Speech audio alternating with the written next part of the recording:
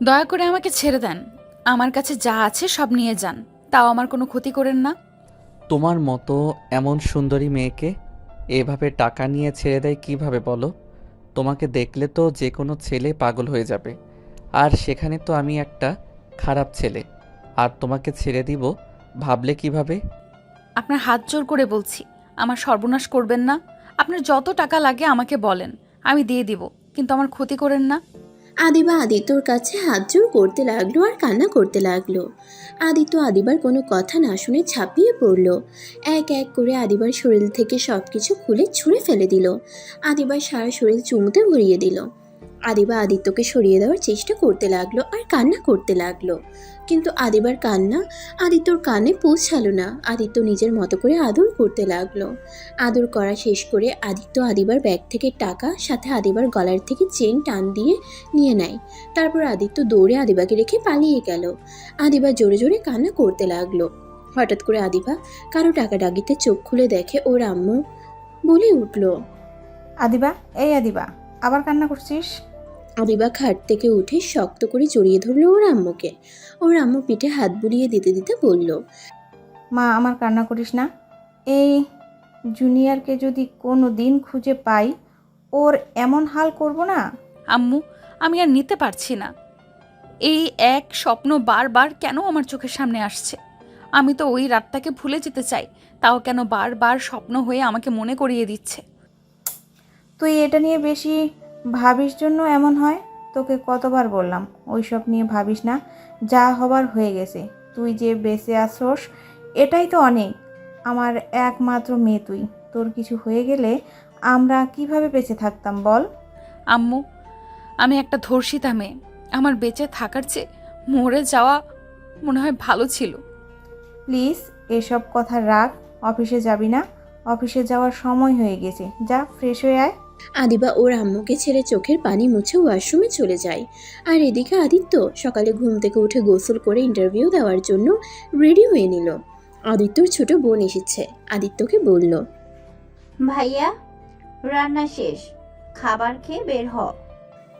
আদিত্য ওর বোনের কথা শুনে ওর বোনের সাথে যেতে লাগলো। আদিত্যর বোন একটা পার্টি মাটিতে বিছিয়ে আদিত্যকে বসতে দিল। আদিত্য বসলে আদিত্যর বোন আতিয়া খাবার বেড়ে দিল। আদিত্য খাবার প্লেটটা হাতে নিয়ে ওর বোনকে খাওয়াই দিতে লাগলো আর নিজেও খেতে লাগলো। খাবার খাওয়া শেষ করে আদিত্য বলল। বুনু, তুমি ঘরে থেকো। দরকার ছাড়া দরজা খুলো না। আমি বাসায় আসলে তোকে নিয়ে ঘুরতে যাবো, আচ্ছা? আচ্ছা ভাইয়া। আদিত্য বাড়ি থেকে বের হয়ে 10 মিনিট হেঁটে বাস কাউন্টারে গিয়ে লোকাল বাসে উঠে বসলো। 20 মিনিট পর বাস থেকে নেমে রিক্সা নিয়ে সোজা অফিসের সামনে গিয়ে নেমে তাড়াতাড়ি করে অফিসের ভিতরে ঢুকে পড়লো। ভিতরে গিয়ে দেখে অনেকজন দাঁড়িয়ে আছে ইন্টারভিউ দেওয়ার জন্য। আদিত্য ওদের সাথে দাঁড়ালো। সবাই এক এক করে ইন্টারভিউ দিতে লাগলো। 1 ঘন্টা দাঁড়িয়ে থাকার পর আদিত্যর সময় চলে আসলো। 1 ঘন্টা দাঁড়িয়ে থাকতে থাকতে আদিত্যর পা একদম ব্যথা হয়ে গেছে। তারপর নিজেকে ঠিক করে ক্যাবিনের সামনে গিয়ে বসলো। বলল।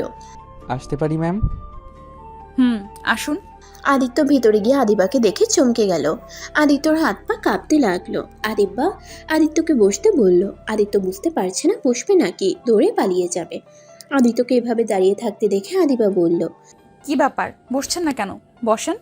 আদিত্য ঢোক গিলতে গিলতে চেয়ার টেনে বসলো। আদিবার দিকে কাগজপত্র দিয়ে দিল। আদিবা দেখে বলল। আপনি দেখছি অনেক ভালো স্টুডেন্ট, তা এই চাকরি কেন করতে আসলেন? আপনার তো আরও পড়া বাকি আছে, এই অল্প বয়সে চাকরি নিতে এসেছেন। আমার চাকরিটা দরকার, তাই এই বয়সে চাকরির ইন্টারভিউ দিতে এসেছি। বুঝলাম। আমার একজন বিশ্বস্ত মানুষ লাগবে, যে আমার আশেপাশে সব সময় থাকবে, আমাকে প্রোটেক্ট করবে, আর সাথে আমার হাত কাজগুলো করে দিবে। আচ্ছা। আদিবা আদিত্যকে অনেক ধরনের প্রশ্ন করতে লাগলো। আদিত্য ভয়ে ভয়ে প্রশ্নের সবগুলো উত্তর দিতে লাগলো। আদিবা আদিত্যকে বলল। আচ্ছা, আপনি তাহলে আসতে পারেন। আদিত্য আর কোনো কথা না বলে সালাম দিয়ে সোজা বের হয়ে দীর্ঘ নিঃশ্বাস ফেলে অফিস থেকে তাড়াতাড়ি করে বের হয়ে গেল। আদিত্য হেঁটে বাস স্ট্যান্ডে চলে গেল। বাসের অপেক্ষায় বসে থাকলো। আদিত্য বাস কাউন্টারের সামনে বসে ভাবতে লাগলো। হাই আল্লাহ, এ আমি কি করছি? যদি কোনো দিন ধরা পড়ে যাই তাহলে আমাকে মেরে ফেলবে। আর ভাগ্যক্রমে তার অফিসে ইন্টারভিউ দিতে গেলাম। যদি সেই দিন কালো মাস্ক পরা না থাকতো তাহলে তো আমাকে চিনে ফেলতো। আদিত্য কথা ভাবতে লাগলো। বাস আসলে আদিত্য ভাবনার জগৎ থেকে বের হয়ে বাসে উঠে বসলো। জ্যাম থাকায় 1 ঘন্টা পর বাস থেকে নেমে পায়ে হেঁটে চলে গেল বাসায়। বাসায় গিয়ে দরজা নক করতে লাগলো। আতিয়া, বুনু কই? তুমি ঘুমিয়ে গেছো নাকি? আদিত্য দরজা হালকা ধাক্কা দিলেই সাথে সাথে দরজা খুলে গেল। আদিত্য অবাক হয়ে গেল। ঘরের ভিতরে ঢুকে আদিত্য যেন থমকে গেল। আদিত্য দৌড়ে গিয়ে ওর চাচাতো ভাইকে লাথি দিয়ে ফেলে দিল। আদিত্য ওর বোনের পা জড়িয়ে ধরে কান্না করতে লাগলো। গলা ফাঁস থেকে আতিয়াকে নামিয়ে খাটে শুয়ে দিয়ে মুখে ডাকতে লাগলো। এই বুনু, বুনু, এই বুনু উঠো না। এই বুনু, কথা বলছো না কেন? উঠো না। আদিত্য চিৎকার করে কান্না করতে লাগলো। আদিত্য ওর চাচাতো ভাইয়ের দিকে তাকাতেই ওর চাচাতো ভাই দৌড়ে পালাতে যাবে। তখনই আদিত্য ওর বোনকে দেখে দৌড়ে গিয়ে ওর চাচাতো ভাইকে দৌড়ে মারতে লাগলো। ওর চাচাতো ভাই চিৎকার করে সবাইকে ডাকলে সবাই দৌড়ে আসে। আদিত্য রান্নাঘরের বটি নিয়ে এসেছে। সোজা ওর চাচাতো ভাইকে কোপাতে লাগলো। এইটা দেখে সবাই ভয়ে কেঁপে উঠল।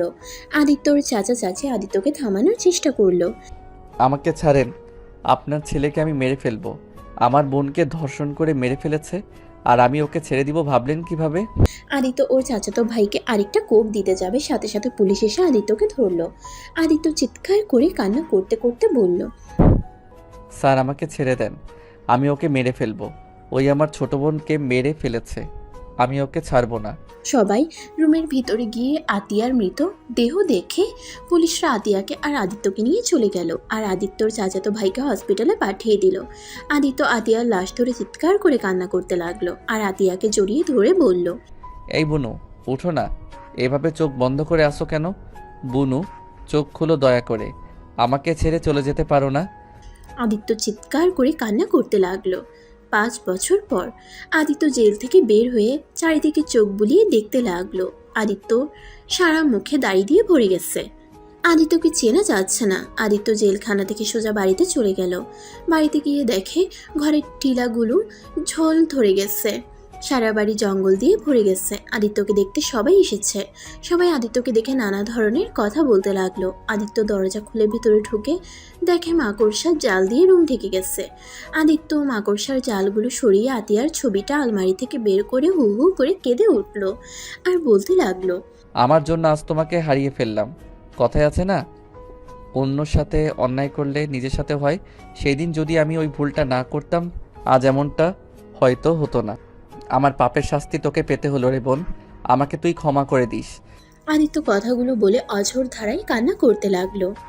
অনেকক্ষণ কান্না করে ব্যাগের ছবিটা নিয়ে দরকারি কাগজপত্র তুলে কিছু শার্ট প্যান্ট তুলে বের হয়ে গেল। সবাই আদিত্যর দিকে তাকিয়ে আছে। আদিত্য 10 মিনিট হেঁটে বাস কাউন্টারে চলে গেল। বাসে উঠে ঢাকা চলে আসলো। আদিত্যর অনেক ক্ষুধা লাগলে পকেট থেকে 20 টাকা বের করে কলা পাউরুটি কিনে খেতে লাগলো। খাওয়া শেষ করে আদিত্য ফোন বের করে একজনকে কল দিল। কল রিসিভ হইলে ওই পাশ থেকে বলল, কে? ভাই, আমি আদিত্য। এটা তো আপনার নাম্বার, আপনি চিনতে পারছেন না? রাকিব চোখ ডোলে ফোনের দিকে তাকিয়ে বলল, ও আদিত্য, তুমি? ঘুমের ভিতরে নাম্বার দেখি নাই। আচ্ছা, তুমি কি সাড়া পেয়েছো? জি। তুমি এখন কোথায় আছো? জি, আমি বাস কাউন্টার থেকে নেমেছি, একটা দোকানে বসে আছি। আচ্ছা, তুমি বাস কাউন্টারের আশেপাশে থাকো, আমি মানুষ পাঠিয়ে দিচ্ছি। আচ্ছা ভাইয়া। আদিত্য বাস কাউন্টারের সামনে গিয়ে বসলো। অনেকক্ষণ অপেক্ষা করার পর আদিত্যকে কল দিলে আদিত্য রিসিভ করলে 2 জন লোক এসে আদিত্যকে নিয়ে গেল। আদিত্যকে একটা বিশাল বড় বাড়ির সামনে নিয়ে গিয়ে গাড়ি থেকে নামিয়ে দিল। আদিত্য গেট দিয়ে ঢুকে রাকিবকে কল দিলে রাকিব রিসিভ করে বলল, সদর দরজার কাছে আসো। আপনি কোথায়? আমি বসার ঘরে আছি, তুমি আসো। আদিত্য কলটা কেটে সদর দরজার কাছে গিয়ে কলিং বেল চাপ দিতেই দরজা খুলে গেল। আদিত্যকে দেখে মেয়েটা ভিতরে নিয়ে গেল। ভিতরে যেয়ে রাকিব এসে হ্যান্ডশেক করলো। আদিত্যকে নিয়ে বসার ঘরে গেল। আদিত্যকে রাকিব ওর আব্বু আম্মুর সাথে পরিচয় করিয়ে দিতে যাবে। আদিত্য চমকে উঠল। আদিত্য কিছু বলার আগে রাকিবের আম্মু রাহেলা বেগম বলল, তুমি আমার ছেলেকে জেলের ভিতর অনেক যত্ন রেখেছিলে। তোমার কথা অনেক শুনেছি। তোমাকে কি বলে যে ধন্যবাদ দেব? তোমার সব ঘটনা শুনছি। সত্যি তোমার সাথে খুব খারাপ হয়েছে। আজ থেকে তুমি আমার এখানে থাকবে আর নিজেকে এখনই একা ভাববো না। আজ থেকে আমরা তোমার আপনজন। রাহেলা বেগমের কথা শুনে আদিত্যর চোখ দিয়ে কয়েক ফোঁটা পানি বের হইলে চোখ মুছে বলল, আপনাকে কিভাবে যে ধন্যবাদ দিব আমি ভাষা খুঁজে পাচ্ছি না। রাকিব ভাইয়ার থেকে শুনেছিলাম আপনাদের কথা। আসলে আপনারা অনেক ভালো মানুষ। আচ্ছা রাকিব, তুমি যাও, আদিত্যকে রুম দেখিয়ে দাও। আচ্ছা আম্মু। আদিত্য রাকিবের সাথে যেতে লাগলো। আদিত্য পিছন মুড়ে আরেকবার রাহেলা বেগম আর সাইফুল চৌধুরীকে দেখতে লাগলো। আদিত্যকে রুমে নিয়ে গেল। রাকিব বলল, রুম তোমার পছন্দ হয়েছে? ভাইয়া আপনাকে যে কিভাবে ধন্যবাদ দিব আমি ভাষা খুঁজে পাচ্ছি না। আপনি আমাকে নিজের বাড়িতে থাকতে দিচ্ছেন। ভাইয়া আমাকে কি এত বিশ্বাস করা ঠিক হচ্ছে? দেখ আদিত্য, আমার তোমাকে অনেক ভালো লেগেছে।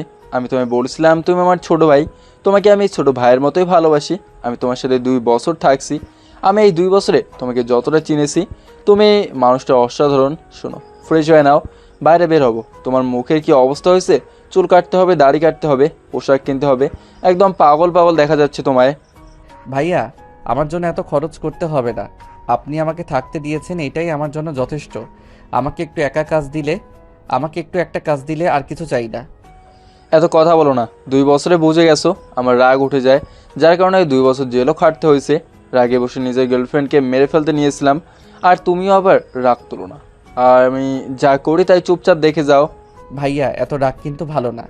আর আপনি তো আপুকে অনেক ভালোবাসেন, কেন যে মাথা গরম করে তাকে হারিয়ে ফেললেন? ভাইয়া আপুর কোনো খোঁজ পাইছেন? ওই লন্ডন থেকে দেশে আসবে 2 দিন পর। আপুর সাথে দেখা করবেন না? আপুকে ছাড়া কিভাবে থাকবেন? আপুকে বোঝানো লাগবে। সম্ভব না, ও আমার নামও শুনতে পারে না। আর ওর সামনে যাওয়ার মুখ আমি রাখি নাই। কীভাবে যাব ওর সামনে? আর আমি একটা সাইকো। আমার মতো সাইকোর সাথে কে বা মেয়ের বিয়ে দিয়ে বিপদে পড়বে? ভাইয়া মানুষ মাত্র ভুল, আর মানুষ সারা জীবন এক থাকে না। আপুকে বোঝাতে হবে। উনি নিশ্চয়ই আপনাকে ক্ষমা করে আপনার হয়ে যাবেন। জানি না। আচ্ছা তুমি যাও। আদিত্য শার্ট প্যান্ট নিয়ে ওয়াশরুমে গেলে আদিত্য ভেবাচাকা খেয়ে যায়। আদিত্য বাহিরে এসে বলল, ভাইয়া কল নাই, গোসল করব কিভাবে? আরে কল নাই, ওয়েট আমি দেখিয়ে দেই। রাকিব আদিত্যকে নিয়ে গিয়ে আদিত্য সব দেখিয়ে দিল। আদিত্য কয়েকবার চেক করে দেখে নিল। রাকিব চলে গেলে আদিত্য গোসল করে নিল। শার্ট প্যান্ট পরে বাহিরে আসলে আয়নার সামনে দাঁড়িয়ে ভ্রুকুচকে তাকিয়ে শার্ট প্যান্ট টানতে লাগলো। রাকিব দরজার কাছ থেকে থেকে হাসতে লাগলো। আদিত্য হাসির শব্দ শুনে পিছনে ঘুরে তাকিয়ে লজ্জা পেয়ে গেল। রাকিব বলল, ওয়েট করো, আপাতত আমার শার্ট প্যান্ট পরে নাও। রাকিব ওর কথা শুনে শার্ট প্যান্ট নিয়ে এসেছে। আদিত্যকে দিলে আদিত্য ওয়াশরুমে গিয়ে পরিবর্তন করে নিল। আদিত্যকে দেখে রাকিব বলল, বাহ, অনেক সুন্দর লাগছে। তুমি দেখি আমার থেকেও কিছুটা লম্বা আছো। তোমার পাশে গেলে সবাই তো ওকে বড় বলবে, আমাকে ছোট বলবে। রাকিব কথাগুলো বলে হাসতে লাগলো। আদিত্য মুচকি হাসলো। তারপর রাকিবের সাথে নিচে গেল। রাহেলা বেগম নিজের ছেলেকে হাসতে দেখে নিজের মুখে হাসির রেখা ফুটে উঠল। মনে মনে ভাবতে লাগলো, আমার ছেলেটা এত সুন্দর করে হাসতে পারে, আমার জানাই ছিল না। সব সময় তো রাগ জিদ কঠোর কণ্ঠে কথা বলতো। এই ছেলেটা আমার ছেলেকে অনেক পরিবর্তন করে দিয়েছে। রাহেলা বেগমকে দেখে আদিত্য চুপ হয়ে গেল। রাকিব রাহেলা বেগমকে দেখে বলল, আম্মু দেখো, আদিত্য আমার শর্টও লাগে না, আমার থেকেও বেশি লম্বা। ওর সামনে আমাকে বাচ্চা মনে হচ্ছে, আর এই আমার বড় ভাই মনে হচ্ছে। রাকিব কথাটা বলে হাসতে লাগলো। রাহেলা বেগম হেসে বলল,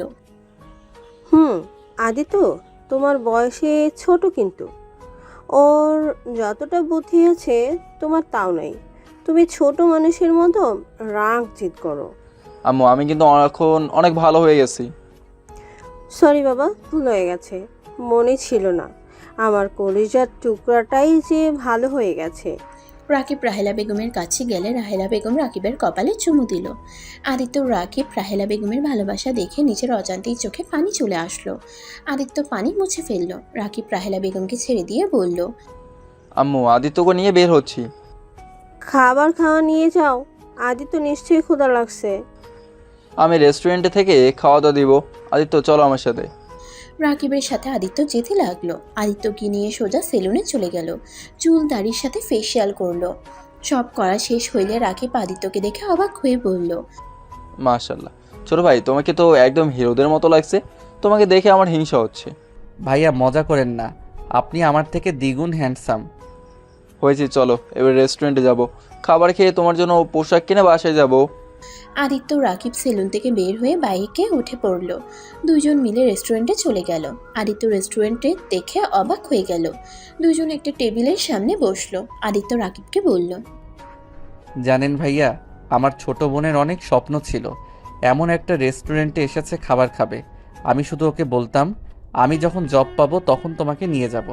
কিন্তু আজ দেখেন আমার বোনটা আর আমার সাথে নাই, কবরে ঘুমিয়ে আছে আর আমার কাছে কোনো কিছু বায়না করে না। আদিত্য কথাগুলো বলতে বলতে চোখের পানি ফেলতে লাগলো। রাকিব আদিত্যের হাতের উপরে হাত রেখে বলল, কান্না করো না, ওর জন্য দোয়া করো, এই জন্য কবরে ভালো থাকতে পারে। কান্না করলে ও অনেক কষ্ট পাবে। আদিত্য হাতের উল্টো পিঠ দিয়ে চোখ মুছতে মুছতে বলল, হ্যাঁ, আমি আর কান্না করব না আমার জন্য, আর আমার বোনও কষ্ট পাক। আদিত্য নিজেকে অনেক কষ্টে সামলিয়ে নিল। রাকিব আদিত্যের দিকে ম্যানিউ কার্ড এগিয়ে দিল। আদিত্য বলল, ভাই আপনি যা খাবেন তাই খাবো। রাকিব অর্ডার দিতে লাগলো। অনেকক্ষণ পর অর্ডারে সব খাবার চলে আসলো। আদিত্য হাত দিয়ে খেতে গেলে রাকিব আদিত্যকে শিখিয়ে দিতে লাগলো। আদিত্য খেতে গিয়ে বারবার খাবার ফেলে দিচ্ছিল। রাকিব হাত দিয়ে খেতে লাগলো।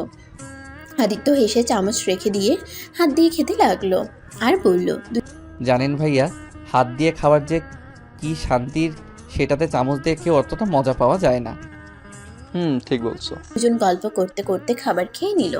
খাওয়া শেষ করে রাকিব বিল দিয়ে দিল। দুজন রেস্টুরেন্ট থেকে বের হয়ে বাইক নিয়ে সোজা শপিং মলে চলে গেল। আদিত্যকে শপিং করে দিল। আদিত্য শপিং মল ঘুরে ঘুরে দেখতে লাগলো। হঠাৎ করে আদিত্য কারোর সাথে ধাক্কা খেয়ে পড়ে যায়। আদিত্য উঠে মেয়েটাকে সরি বলবে, তার আগেই মেয়েটা ঠাস ঠাস করে থাপ্পড় মারলো। এই ছেলে, চোখে দেখো না, সরি আপু। বেয়াদব ছেলে কোথাকার। আবার আদিত্যকে মারতে যাবে তখনই রাকিব এসে রূপার হাত ধরে বলল, ওই বলছে তো সরি, তাই না? আবার মারতে যাচ্ছ কেন? রূপা রাকিবকে দেখে অবাক হয়ে গিয়ে সাথে সাথে হাত ছাড়িয়ে নিয়ে চলে যেতে লাগলো। আদিত্য অবাক হয়ে গেল। আদিত্য রাকিবকে বলল, ভাইয়া ওনাকে চেনেন নাকি? আপনাকে কিছু না বলে চলে গেল। ওইটাই তোমার আপু? আপু মানে রূপা আপু? কিন্তু উনি না 2 দিন পর লন্ডন থেকে আসবে। জানি না, আমার এক ফ্রেন্ড তো তাই বলছিল। আপুকে ডাক দেয়। আদিত্য রূপাকে ডাক দিয়ে দৌড়ে গেল। রাকিব আদিত্যর পিছন পিছন যেতে লাগলো আর বলতে লাগলো, আদিত্য দাঁড়াও। আপুকে আগে আটকে নেয়, তারপর দাঁড়াবো। আদিত্য রাকিবের কথা না শুনে শপিং মল থেকে বের হয়ে দেখে রূপা গাড়িতে উঠবে। সাথে সাথে আদিত্য হাঁপাতে হাঁপাতে বলল, আপু আমার আপনার সাথে কথা আছে। কি কথা? একটু আমাকে বলতে দেন। আদিত্য, এভাবে কেউ দৌড়ায়? ভাইয়া ওয়েট করেন, নিঃশ্বাস ফেলতে দেন তো।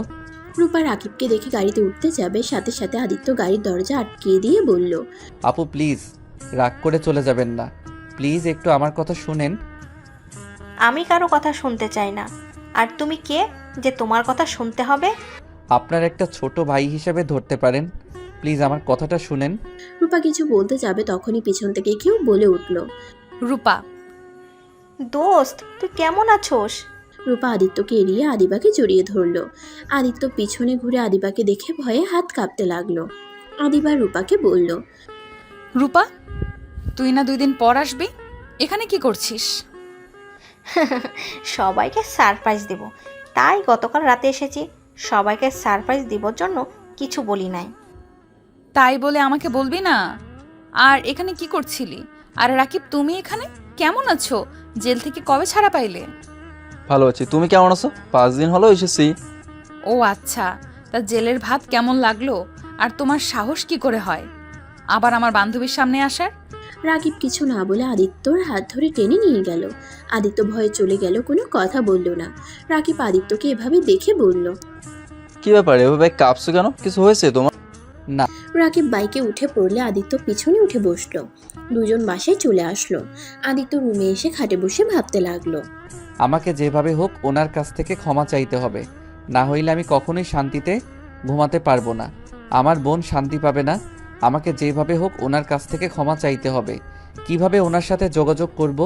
যেভাবে হোক আমাকে ওনার সাথে কথা বলতে হবে, আর ওনার চেনটা ফিরিয়ে দিতে হবে।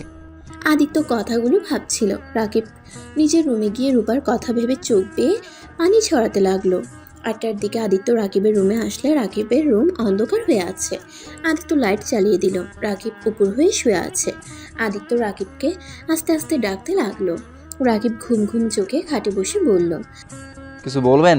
ভাইয়া আপনি কি কান্না করছেন? ভাইয়া, কান্না না করে আপুকে বোঝানোর চেষ্টা করলে তো পারেন। আর আপু যদি আপনাকে সত্যিই ভালোবেসে থাকে, আমার বিশ্বাস লাস্টবারের মতো আপনাকে উনি ক্ষমা করে দিবে। আমি কোন মুখে ওর সামনে যাব? আমি ওকে গলার টেপে মেরে ফেলতে চাইছিলাম শুধুমাত্র অন্যজনের কথায় ওকে ভুল বুঝে। আমি কেমন ভালোবাসলাম ওকে যে আমি ওকে বিশ্বাস করতে পারলাম না, অন্য কারো কথায় ওকেও অবিশ্বাস করলাম। ভাইয়া, আপনি অন্যায় করছেন। আপনি তো 2 বছর জেলও খাটলেন। আপনার আম্মু আব্বু বা কেউ আপনার খোঁজ খবরও নেয় নাই, আপনাকে শাস্তি দিয়েছে। আপনি তো এখন আগের মতো নাই, অনেকটা ভালো হয়ে গেছেন। এ আমাকে কখনোই ক্ষমা করবে না, ও আমাকে সহ্য করতে পারছে না। আচ্ছা ভাইয়া, নতুন করে আপুকে পটালে কেমন হয়? মানে? আদিত্য রাকিবকে কিছু প্ল্যান বলল। রাকিব শুনে ভ্রুকুচকে বলল, মুখে জুতা ছুঁড়ে মারবে। আরে, তাই তো করতে পারেন। আচ্ছা। আচ্ছা ভাইয়া, একটা কথা বলার ছিল। বলো। আপুর সাথে যে একটা মেয়ে দেখলাম, উনিকে আপনি কি চিনেন? চিনি, আমার আব্বুর আর রূপার আব্বুর বন্ধুর মেয়ে, আর রূপার বেস্ট ফ্রেন্ড। ও আচ্ছা, ওনার কি বিয়ে হয়ে গেছে? না, বিয়ে ঠিক হয়েছিল, কিন্তু আদিবা ধর্ষণের শিকার হয়েছিল, যার কারণে যার সাথে বিয়ে ঠিক হয় তারা বিয়ে ভেঙে দিয়ে চলে যায়। আর ধর্ষিতা মেয়েকে কেউ বিয়ে করতে চায় না, বিয়ে করতে চাইলে ওদের সম্পদের লোভে বিয়ে করতে আসে। এটা তো ভালো করে জানো, ধর্ষিতা মেয়েদের জীবন কতটা কঠিন হয়ে দাঁড়ায় সমাজের মানুষদের জন্য। আর শুনছি ওর নাকি বিয়ে ঠিক হয়েছে, 4 দিন পর মনে হয় বিয়ে, আমাদের দাওয়াত দিয়েছে, বাট আমি যাব না, আব্বু আম্মু যাবে। কেন যাবেন না? শুনেন, এইটাই ভালো সময়। রূপা আপু তো অবশ্যই ওনার বিয়েতে যাবে, তখন ওনাকে কাছে পাবে, ওনাকে ইমপ্রেস করতে সুবিধা হবে। তাই তো, কতটা খারাপ বলো না, এই সুযোগ কাজে লাগাতে হবে। এখন মন খারাপ না করে হাসেন। আচ্ছা তুমি বসো, আমি ওয়াশরুম থেকে আসছি। রাকিব ওয়াশরুমে চলে গেল। আদিত্য নিজের উপরে অনেক রাগ হতে লাগলো। মনে মনে ভাবতে লাগলো, আল্লাহ জানে আমার জন্য ওনাকে কত কি সহ্য করতে হয়েছে। ধর্ষিতা মেয়েদের জীবনটা একদম সমাজের মানুষ নরক বানিয়ে ফেলে। এই আল্লাহ, আমি আর পারছি না। কিছু মিনিটের সুখের জন্য একটা লাইফ বরবাদ করে ফেলছি। আমি কিভাবে ওনার থেকে ক্ষমা চাইবো? কোন মুখ নিয়ে ওনার সামনে দাঁড়াবো? আদিত্য কথাগুলো ভাবতে লাগলো। আর রাকিব ওয়াশরুম থেকে ফ্রেশ হয়ে বের হয়ে আদিত্যকে বলল, চলো ছাদে যাই, রাতে ভিউটাই অনেক সুন্দর লাগে। আচ্ছা চলেন। আদিত্য রাকিবের সাথে ছাদে চলে গেল। ছাদে গিয়ে দুজন দোলনায় বসে থেকে আকাশের দিকে তাকিয়ে দেখতে লাগলো। আদিত্য রাকিবকে ডাকতে দিলে আদিত্য আর রাকিব নিচে চলে গেল। 4 জন খাবার খেতে বসলো। আদিত্য খাবার খাচ্ছিল আর মাঝে মাঝে রাহেলা বেগম আর সাইফুল চৌধুরীর দিকে তাকিয়ে দেখতে লাগলো। বিষয়টা রাহেলা বেগমের চোখে পড়লো। রাহেলা বেগম খাবার মুখে দিতে দিতে বলল, আদি তো কিছু লাগবে? যা লাগে নিয়ে খাও। না আন্টি, কিছু লাগবে না। 4 জন খাবার খাওয়া শেষ করে বসার ঘরে গিয়ে বসে গল্প করতে লাগলো। কথা বলার মাঝখানে আদিত্য বলে উঠল, আচ্ছা, রাকিব ভাইয়া কি একাই? তার কোনো ভাই বোন নাই? আদিত্যর কথা শুনে রাহেলা বেগম সাইফুল চৌধুরী থমকে গেল। রাহেলা বেগমের মুখ মলিন হয়ে গেল। আদিত্য তাদের মুখ দেখে বলল, আঙ্কেল আন্টি, আমি কোনো ভুল করে প্রশ্ন করে ফেললাম, তাহলে সরি, আমাকে ক্ষমা করে দেন। আরে না, কোনো ভুল প্রশ্ন করো নাই। আমার 2টাই সন্তান। আরেকজন কোথায়? জানি না। মানে? আমার ছোট সন্তান কোথায় আছে আমরা কেউ জানি না। বেঁচে আছে নাকি মারা গেছে কিছুই জানি না। কথাটা বলে রাহেলা বেগমের চোখ পানিতে টলমল করতে লাগলো। রাকিব রাহেলা বেগমের দিকে তাকিয়ে বলল, আম্মু আবার কান্না করছো? আমি তো আসি নাকি, এভাবে কান্না করলে আমার ভালো লাগে না কিন্তু। রাকিবের কথা শুনে চোখ মুছে ফেলল। আমি আর কাটবো না, তোমরা খাবার খাও। রাহেলা বেগম আর কিছু না খেয়ে উঠে চলে গেল। আদিত্য মাথা নিচু করে বলল, সরি, আমার জন্য আন্টি না খেয়ে চলে গেল। আরে তেমন কিছু না, আম্মু মাঝে মাঝেই এমন করে, আমার ছোট ভাই হারিয়ে যাওয়ার পর থেকে এমন করে, অনেকবার খাবার ছেড়ে উঠে গেছে। আচ্ছা ভাইয়া, আপনার ছোট ভাই হারিয়ে গেল কিভাবে? 2004 সালে আম্মু আমাকে আর ছোট ভাইকে রাফিনকে নিয়ে পার্কে গেছিলো।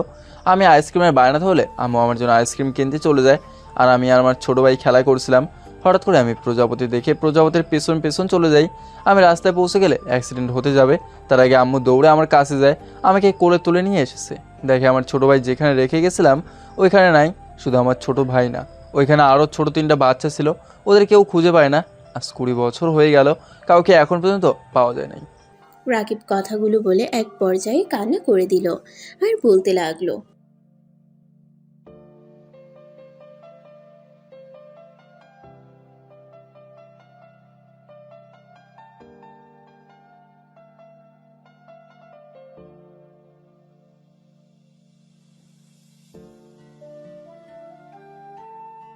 ভাইয়া কান্না করো না, এখানে তোমার কোনো দোষ নাই। তুমি নিজেও তো ছোট ছিলে, তখন কিডন্যাপারদের সাথে তুমি পারতে না? ওরা হয়তো তোমার ভাইয়ের সাথে তোমাকে তুলে নিয়ে যাইতো। আমি জানি না, কিন্তু আমাকে নিয়ে গেলে তাও নিজের কাছে অপরাধী মনে হতো না? তিলে তিলে এভাবে শেষ হয়ে যেত হয়তো না? আদিত্য রাকিবকে সান্ত্বনা দিতে লাগলো, সাথে সাইফুল চৌধুরীও দিতে লাগলো। রাকিব ওর আব্বুকে জড়িয়ে ধরে কান্না করতে লাগলো। আদিত্য একটা প্লেটে খাবার বেড়ে রাহেলা বেগমের রুমের দিকে যেতে লাগলো। রাকিব, সাইফুল চৌধুরী অবাক হয়ে গেল। আদিত্য রাহেলা বেগমের রুমে গিয়ে বলল, আন্টি। আদিত্য কিছু বলবে? আদিত্য রাহেলা বেগমের কাছে গিয়ে বসে চোখের পানি মুছে দিয়ে খাবারের লোকমা মুখে তুলে দিয়ে বলল, আন্টি কান্না করবেন না, আজ থেকে আমি আপনার ছোট ছেলে। আপনি মোটেও ভাববেন না আপনার ছোট ছেলে হারিয়ে গেছে। আদিত্যর কথা শুনে রাহেলা বেগম আরও ইমোশনাল হয়ে আদিত্যকে জড়িয়ে ধরল। আদিত্যর কপালে চুমু দিল। আদিত্য রাহেলা বেগমকে খাবার খাওয়াই দিল।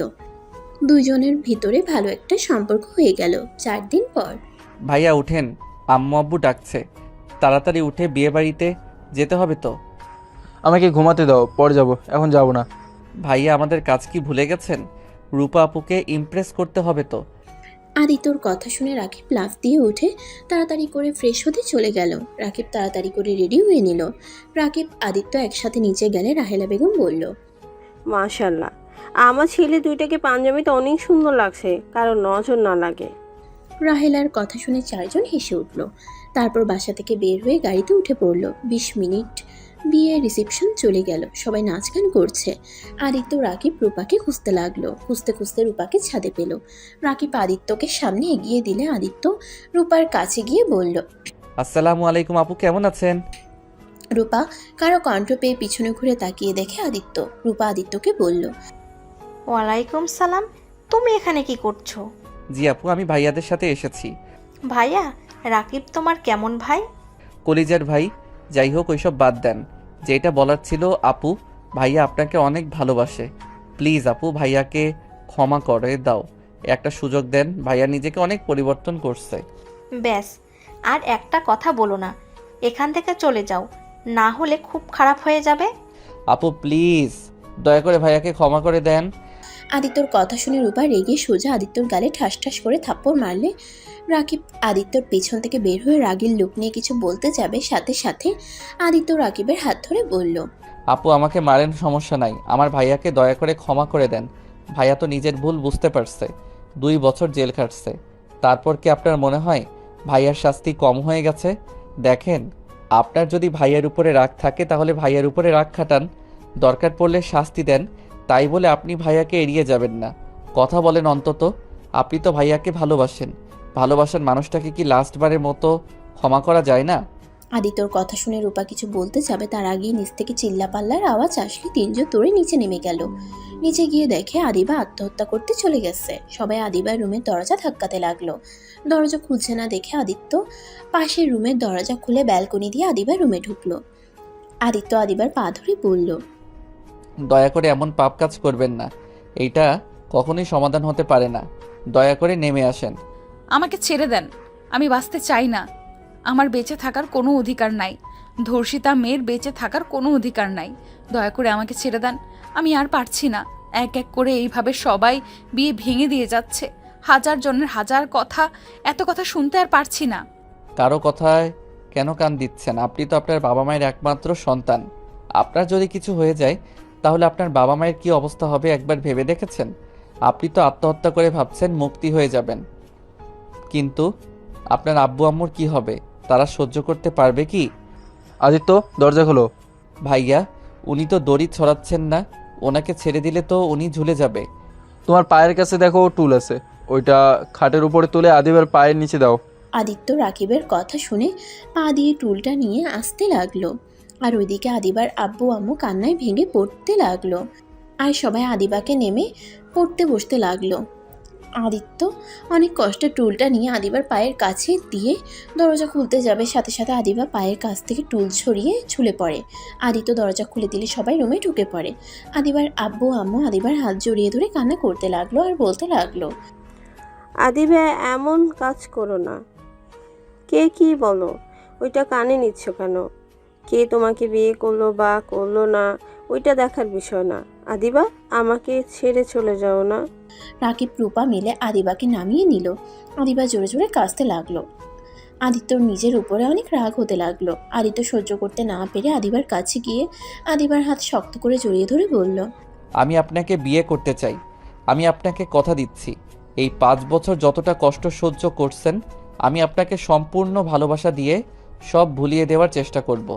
দয়া করে আমাকে একটা সুযোগ দেন আপনাকে ভালোবাসার। আমি আপনার লাইফটা পরিবর্তন করে দিতে চাই। প্লিজ এইভাবে ভেঙে পড়বেন না। আদিত্যর কথা শুনে সবাই অবাক হয়ে যায়। আদিবার আব্বু আম্মু অবাক হয়ে আদিত্যর দিকে তাকালে রাহেলা বেগম বলল, কি? আদিত্য তুমি বিয়ে করবে মানে? আদিবা তোমার বড় আপুর মতো। আম্মু, বয়স কোনো ব্যাপার না। আঙ্কেল আন্টি, আপনাদের কাছে আপনার মেয়েকে আমি চাচ্ছি। আমি একটা বেকার ছেলে আর আমি গরিব ঘরের সন্তান। আমি আপনার মেয়েকে বিয়ে করতে চাই। আমি জানি ছোট মুখে বড় কথা হয়ে যাচ্ছে, কিন্তু সত্যি আমি আপনার মেয়েকে বিয়ে করতে চাই। আমি আপনার মেয়েকে হয়তো বড়লোকদের মতো টাকা পয়সা দিয়ে ভরিয়ে দিতে পারবো না, কিন্তু ভালোবাসার সম্মান দিয়ে রাখতে পারবো। একবার আমাকে বিশ্বাস করে দেখেন, আমি যদি আপনার মেয়েকে অসুখে রাখি তাহলে আপনারা আমাকে মেরে ফেলেন, আমার কোনো আফসোস থাকবে না। আদিত্যর কথা শুনে সবাই কানাঘুষা করতে লাগলো। অনেকক্ষণ ভেবে চিন্তা করে আদিবার আব্বু আম্মু রাজি হয়ে যায়। আদিবা কিছু বলতে চাইলে বলার সুযোগ দেয় নাই। আদিত্য আর আদিবার বিয়ে পড়ানো শুরু করলো। যৌতুক দিতে চাইলে আদিত্য বলে উঠল, বেয়াদবি মাফ করবেন, আমি আপনার মেয়ের হাত দুইটাই চাই, আমার আর কিছুই চাই না। যদি যৌতুক হিসেবে কিছু দিতে চান জোর করে, আমি তাহলে একটাই জিনিস চাইবো, সেইটা আপনার মেয়েকে। আদিত্যর কথা শুনে সবাই অবাক হয়ে গেল। কেউ কেউ আদিত্যকে ভালো বলতে লাগলো, কেউ কেউ আদিত্যকে পাগল বলতে লাগলো। আদিবার আব্বু আম্মু আদিত্যর প্রতি অনেকটাই ইমপ্রেস হয়ে যায়। আদিত্য আর আদিবার বিয়ে পড়িয়ে দিল। আদিত্যর বাবা মা হিসাবে রাহেলা বেগম সাইফুল চৌধুরী স্বাক্ষর দেয়। আদিবা আর আদিত্য বসে আছে। সবাই নাচানাচি গান বাজনা নিয়ে মেতে থাকলেও আদিবার মুখে এক ফোঁটা হাসি নাই। আদিবার চোখ বেয়ে অনবরত পানি পড়ছে। আদিত্য আদিবার চোখের পানি মুছে দিতে দিতে বলল, আমি জানি আমাকে আপনার পছন্দ না, আমি জানি আমার উপরে আপনার রাগ হচ্ছে। দয়া করে প্লিজ এভাবে কান্না করবেন না, আপনার কান্না আমার সহ্য হচ্ছে না। আমি একবার যখন আপনার হাত ধরেছি তখন আমার মৃত্যুর আগ পর্যন্ত আপনার হাত ধরে বাঁচতে চাই। এই হাত কখনোই আপনার হাত ছেড়ে দিবে না। আদিত্যর কথা শুনে আদিবা কিছু বলল না, চুপ করে বসে থাকলো। আদিত্য আদিবার জন্য বাসর ঘর সাজানো হইলে আদিবা আর আদিত্যকে নিয়ে বাসর ঘরে দিয়ে আসলো। আদিত্য দরজা লাগিয়ে দিলে আদিবা আদিত্যকে বলল, তুমি কি পাগল? আমার মতো ধর্ষিতা মেয়েকে কেন বিয়ে করলে? বিয়ে তো করলে, আবার যৌতুক পর্যন্ত নিলে না। তুমি আমাকে কেন দয়া করলে? আমি তোমায় দয়া করি না, আমি আমার ভুল শোধরানোর জন্য তোমায় বিয়ে করছি। মানে? আদিত্য আদিবাকে সত্যি বলতে যাবে তখনই ভাবতে লাগলো। কি হলো? কি ভাবো এইভাবে? আমি যদি সত্যি বলি তাহলে উনি অনেক কষ্ট পাবে। না থাক, সময় হইলে ওনাকে সব সত্যি কথা বলে দিতে হবে। আমি চেয়েছিলাম আমি জীবনে বিয়ে করলে একটা ধর্ষিতা মেয়েকে বিয়ে করব। অবহেলিত মেয়েদের বিয়ে করার ইচ্ছে ছিল, সেইটা পূর্ণ হয়ে গেল। আমি দেখেছি অবহেলিত মেয়েরা স্বামীদের অনেক ভালোবাসে, তাই ছোটবেলা থেকে এই শখটা জেগেছিল। এটা কোনো কথা? আমি যদি তোমাকে না ভালোবাসি? তুমি আমার স্ত্রী, সেখানে তুমি এখন ভালো না বাসলে একদিন না একদিন আমায় তুমি ভালোবাসবে। আমি সেই দিনের অপেক্ষায় থাকব। শোনো, বাস্তব দুনিয়ায় চলার চেষ্টা করো, কল্পনার দুনিয়ায় চলো না। আমি বাস্তব দুনিয়াতে আসি। যাই হোক, আজকে আমাদের বাসর রাত, আর আপনি কি এলোমেলো কথা বলা শুরু করছেন? বাসর রাত নিয়ে কত স্বপ্ন ছিল। বউ ঘোমটা দিয়ে বসে থাকবে, আমি গিয়ে বউয়ের ঘোমটা খুলে কপালে চুমু দিয়ে প্রশংসা করব, তা তো কিছুই হলো না। উল্টা বউ আমাকে জেরা করা শুরু করে দিয়েছে। আদিত্যর কথা শুনে আদিবার হাসি পেল, কিন্তু হাসলো না। হাসি আটকিয়ে বলল, এত যে বড় বড় কথা বলছো, এখন যদি বলি তুমি আমাকে টাচ করতে পারবে না, আমি তোমাকে অনুমতি দিলাম না, তখন তুমি কি করবে? বউ অনুমতি না দিলে সেখানে তো আর কিছু করার নাই। জোর করে তো আর বউকে টাচ করা যাবে না। গুড, যাও ঘুমিয়ে পড়ো, আমার অনেক ঘুম পাচ্ছে। ঘুমালে আবার আত্মহত্যা করবেন না তো? কি মনে হয়? কি আর মনে হবে, যারা একবার আত্মহত্যা করতে যায় তাদের পিছনে শয়তান লেগে পড়ে সবসময় কুপরামর্শ দিবে। রাগ হইলে কষ্ট পারলে বলবে এত কষ্ট সহ্য করে কি হবে, আত্মহত্যা করো, সবাইকে মুক্তি করে দে, তোকে কেউ ভালোবাসে না। আদিত্যর কথা শুনে আদিবা পিছনে ঘুরে মিটিমিটি হাসতে হাসতে ওয়াশরুমে চলে গেল। আদিত্য বিছানার উপরে বসে নিচের দিকে তাকিয়ে থেকে মনে মনে ভাবতে লাগলো। আপনার মুখে আমি হাসি ফুটাবো? আমার জন্য আপনার মুখের হাসি চলে গেছে। আমি আপনাকে আগের মতো স্বাভাবিক করে দিব। যেভাবে হোক আপনাকে আমার ভালো রাখতে হবে। আদিত্য ওর পকেট থেকে ওর বোনের ছবি বের করে বুকে জড়িয়ে চোখের পানি ফেলতে লাগলো আর ভাবতে লাগলো। বোন রে, তোমাকে যে আমি খুব মিস করছি। বোন, তুমি কি দেখতে পারছো? আমি আমার ভুল শুধরানোর জন্য ওনাকে বিয়ে করেছি। আমি জানি না উনি যখন সত্যিটা জানতে পারবে আমাকে ক্ষমা করে দিবে কিনা। ওয়াশরুমের দরজা খোলার শব্দ পেয়ে আদিত্য সাথে সাথে চোখ মুছে ছবিটা পকেটে রেখে দিল। আদিবা আদিত্যকে দেখে বলল, আচ্ছা, একটা কথা বলো তো, জি বলেন। তোমার কণ্ঠটা কেমন জানি চেনা চেনা লাগে, কোথায় যেন শুনেছি। আর তোমাকে কি আগে আমি দেখেছি? আদিত্য আদিবার কথা শুনে ভয় পেয়ে গেল, ঢুক গিলতে লাগলো। আদিবা প্রকুচকে তাকিয়ে বলল, কি হলো, কথা বলছো না কেন? মানে হ্যাঁ, আমাকে তুমি আগে দেখছো। আমি তোমার অফিসে ইন্টারভিউ দিতে এসেছিলাম 5 বছর আগে, এই জন্য হয়তো আমার কণ্ঠ চেনা চেনা লাগছে। ও আচ্ছা, আমার ঠিক মনে পড়ছে না, হয়তো হতে পারে 5 বছর আগের কথা, তাই খেয়াল হয় নাই। ও আচ্ছা। আচ্ছা যাও, ফ্রেশ হয়ে নাও। আদিত্য ওয়াশরুমে চলে গেল। আদিবা খাটের একপাশে শুয়ে ভাবতে লাগলো। এই ছেলেটা আমাকে কেন বিয়ে করলো? আমার অফিসে একবার ইন্টারভিউ দিতে এসেছে, আবার সম্পদের লোভ থাকলে যৌতুকও নিল না। কিছু তো বুঝতে পারছি না ওর মাথায় কি চলছে। নাকি আল্লাহর কাছে একটা ভালো স্বামী চেয়েছিলাম জন্য কি আমার জন্য কি পাঠিয়েছে? আদিবা ভাবতে ভাবতে ঘুমিয়ে পড়ল। আদিত্য ওয়াশরুম থেকে বের হয়ে পাঞ্জাবিটা খুলে স্যান্ডো গেঞ্জি পরে শুয়ে পড়ল। আদিবার দিকে কিছুক্ষণ তাকিয়ে থেকে লাইটটা অফ করে ঘুমিয়ে পড়ল। সকালে ঘুম ভাঙতেই দেখতে পায় আদিবা ওর বুকের উপরে মাথা দিয়ে শুয়ে আছে।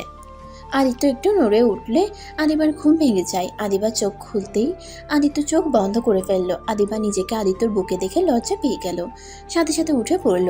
আদিত্যর দিকে তাকিয়ে মনে মনে ভাবতে লাগলো, মাশাআল্লাহ, আমার বরটাকে কত সুন্দর লাগছে, একটা ছোট বাচ্চাদের মতো ঘুমাচ্ছে। আল্লাহর কাছে হাজার হাজার শুকরিয়া। কিন্তু আল্লাহ, আপনি ভালো জানেন ওর মনের ভেতরে কি আছে। আদিবা আদিত্যর দিকে তাকিয়ে কথাগুলো ভাবছিল। আদিত্য চোখ খুলে দেখে আদিবা তাকিয়ে আছে। আদিত্য আবার চোখ বন্ধ করে নিলে আদিবা ভ্রুকুচকে তাকিয়ে বলল, তার মানে তুমি আমাকে ইচ্ছে করে নিজের বুকের সাথে জড়িয়ে ধরেছিলে, আমাকে ঘুমের ভেতরে পেয়ে আমার সাথে? ছি!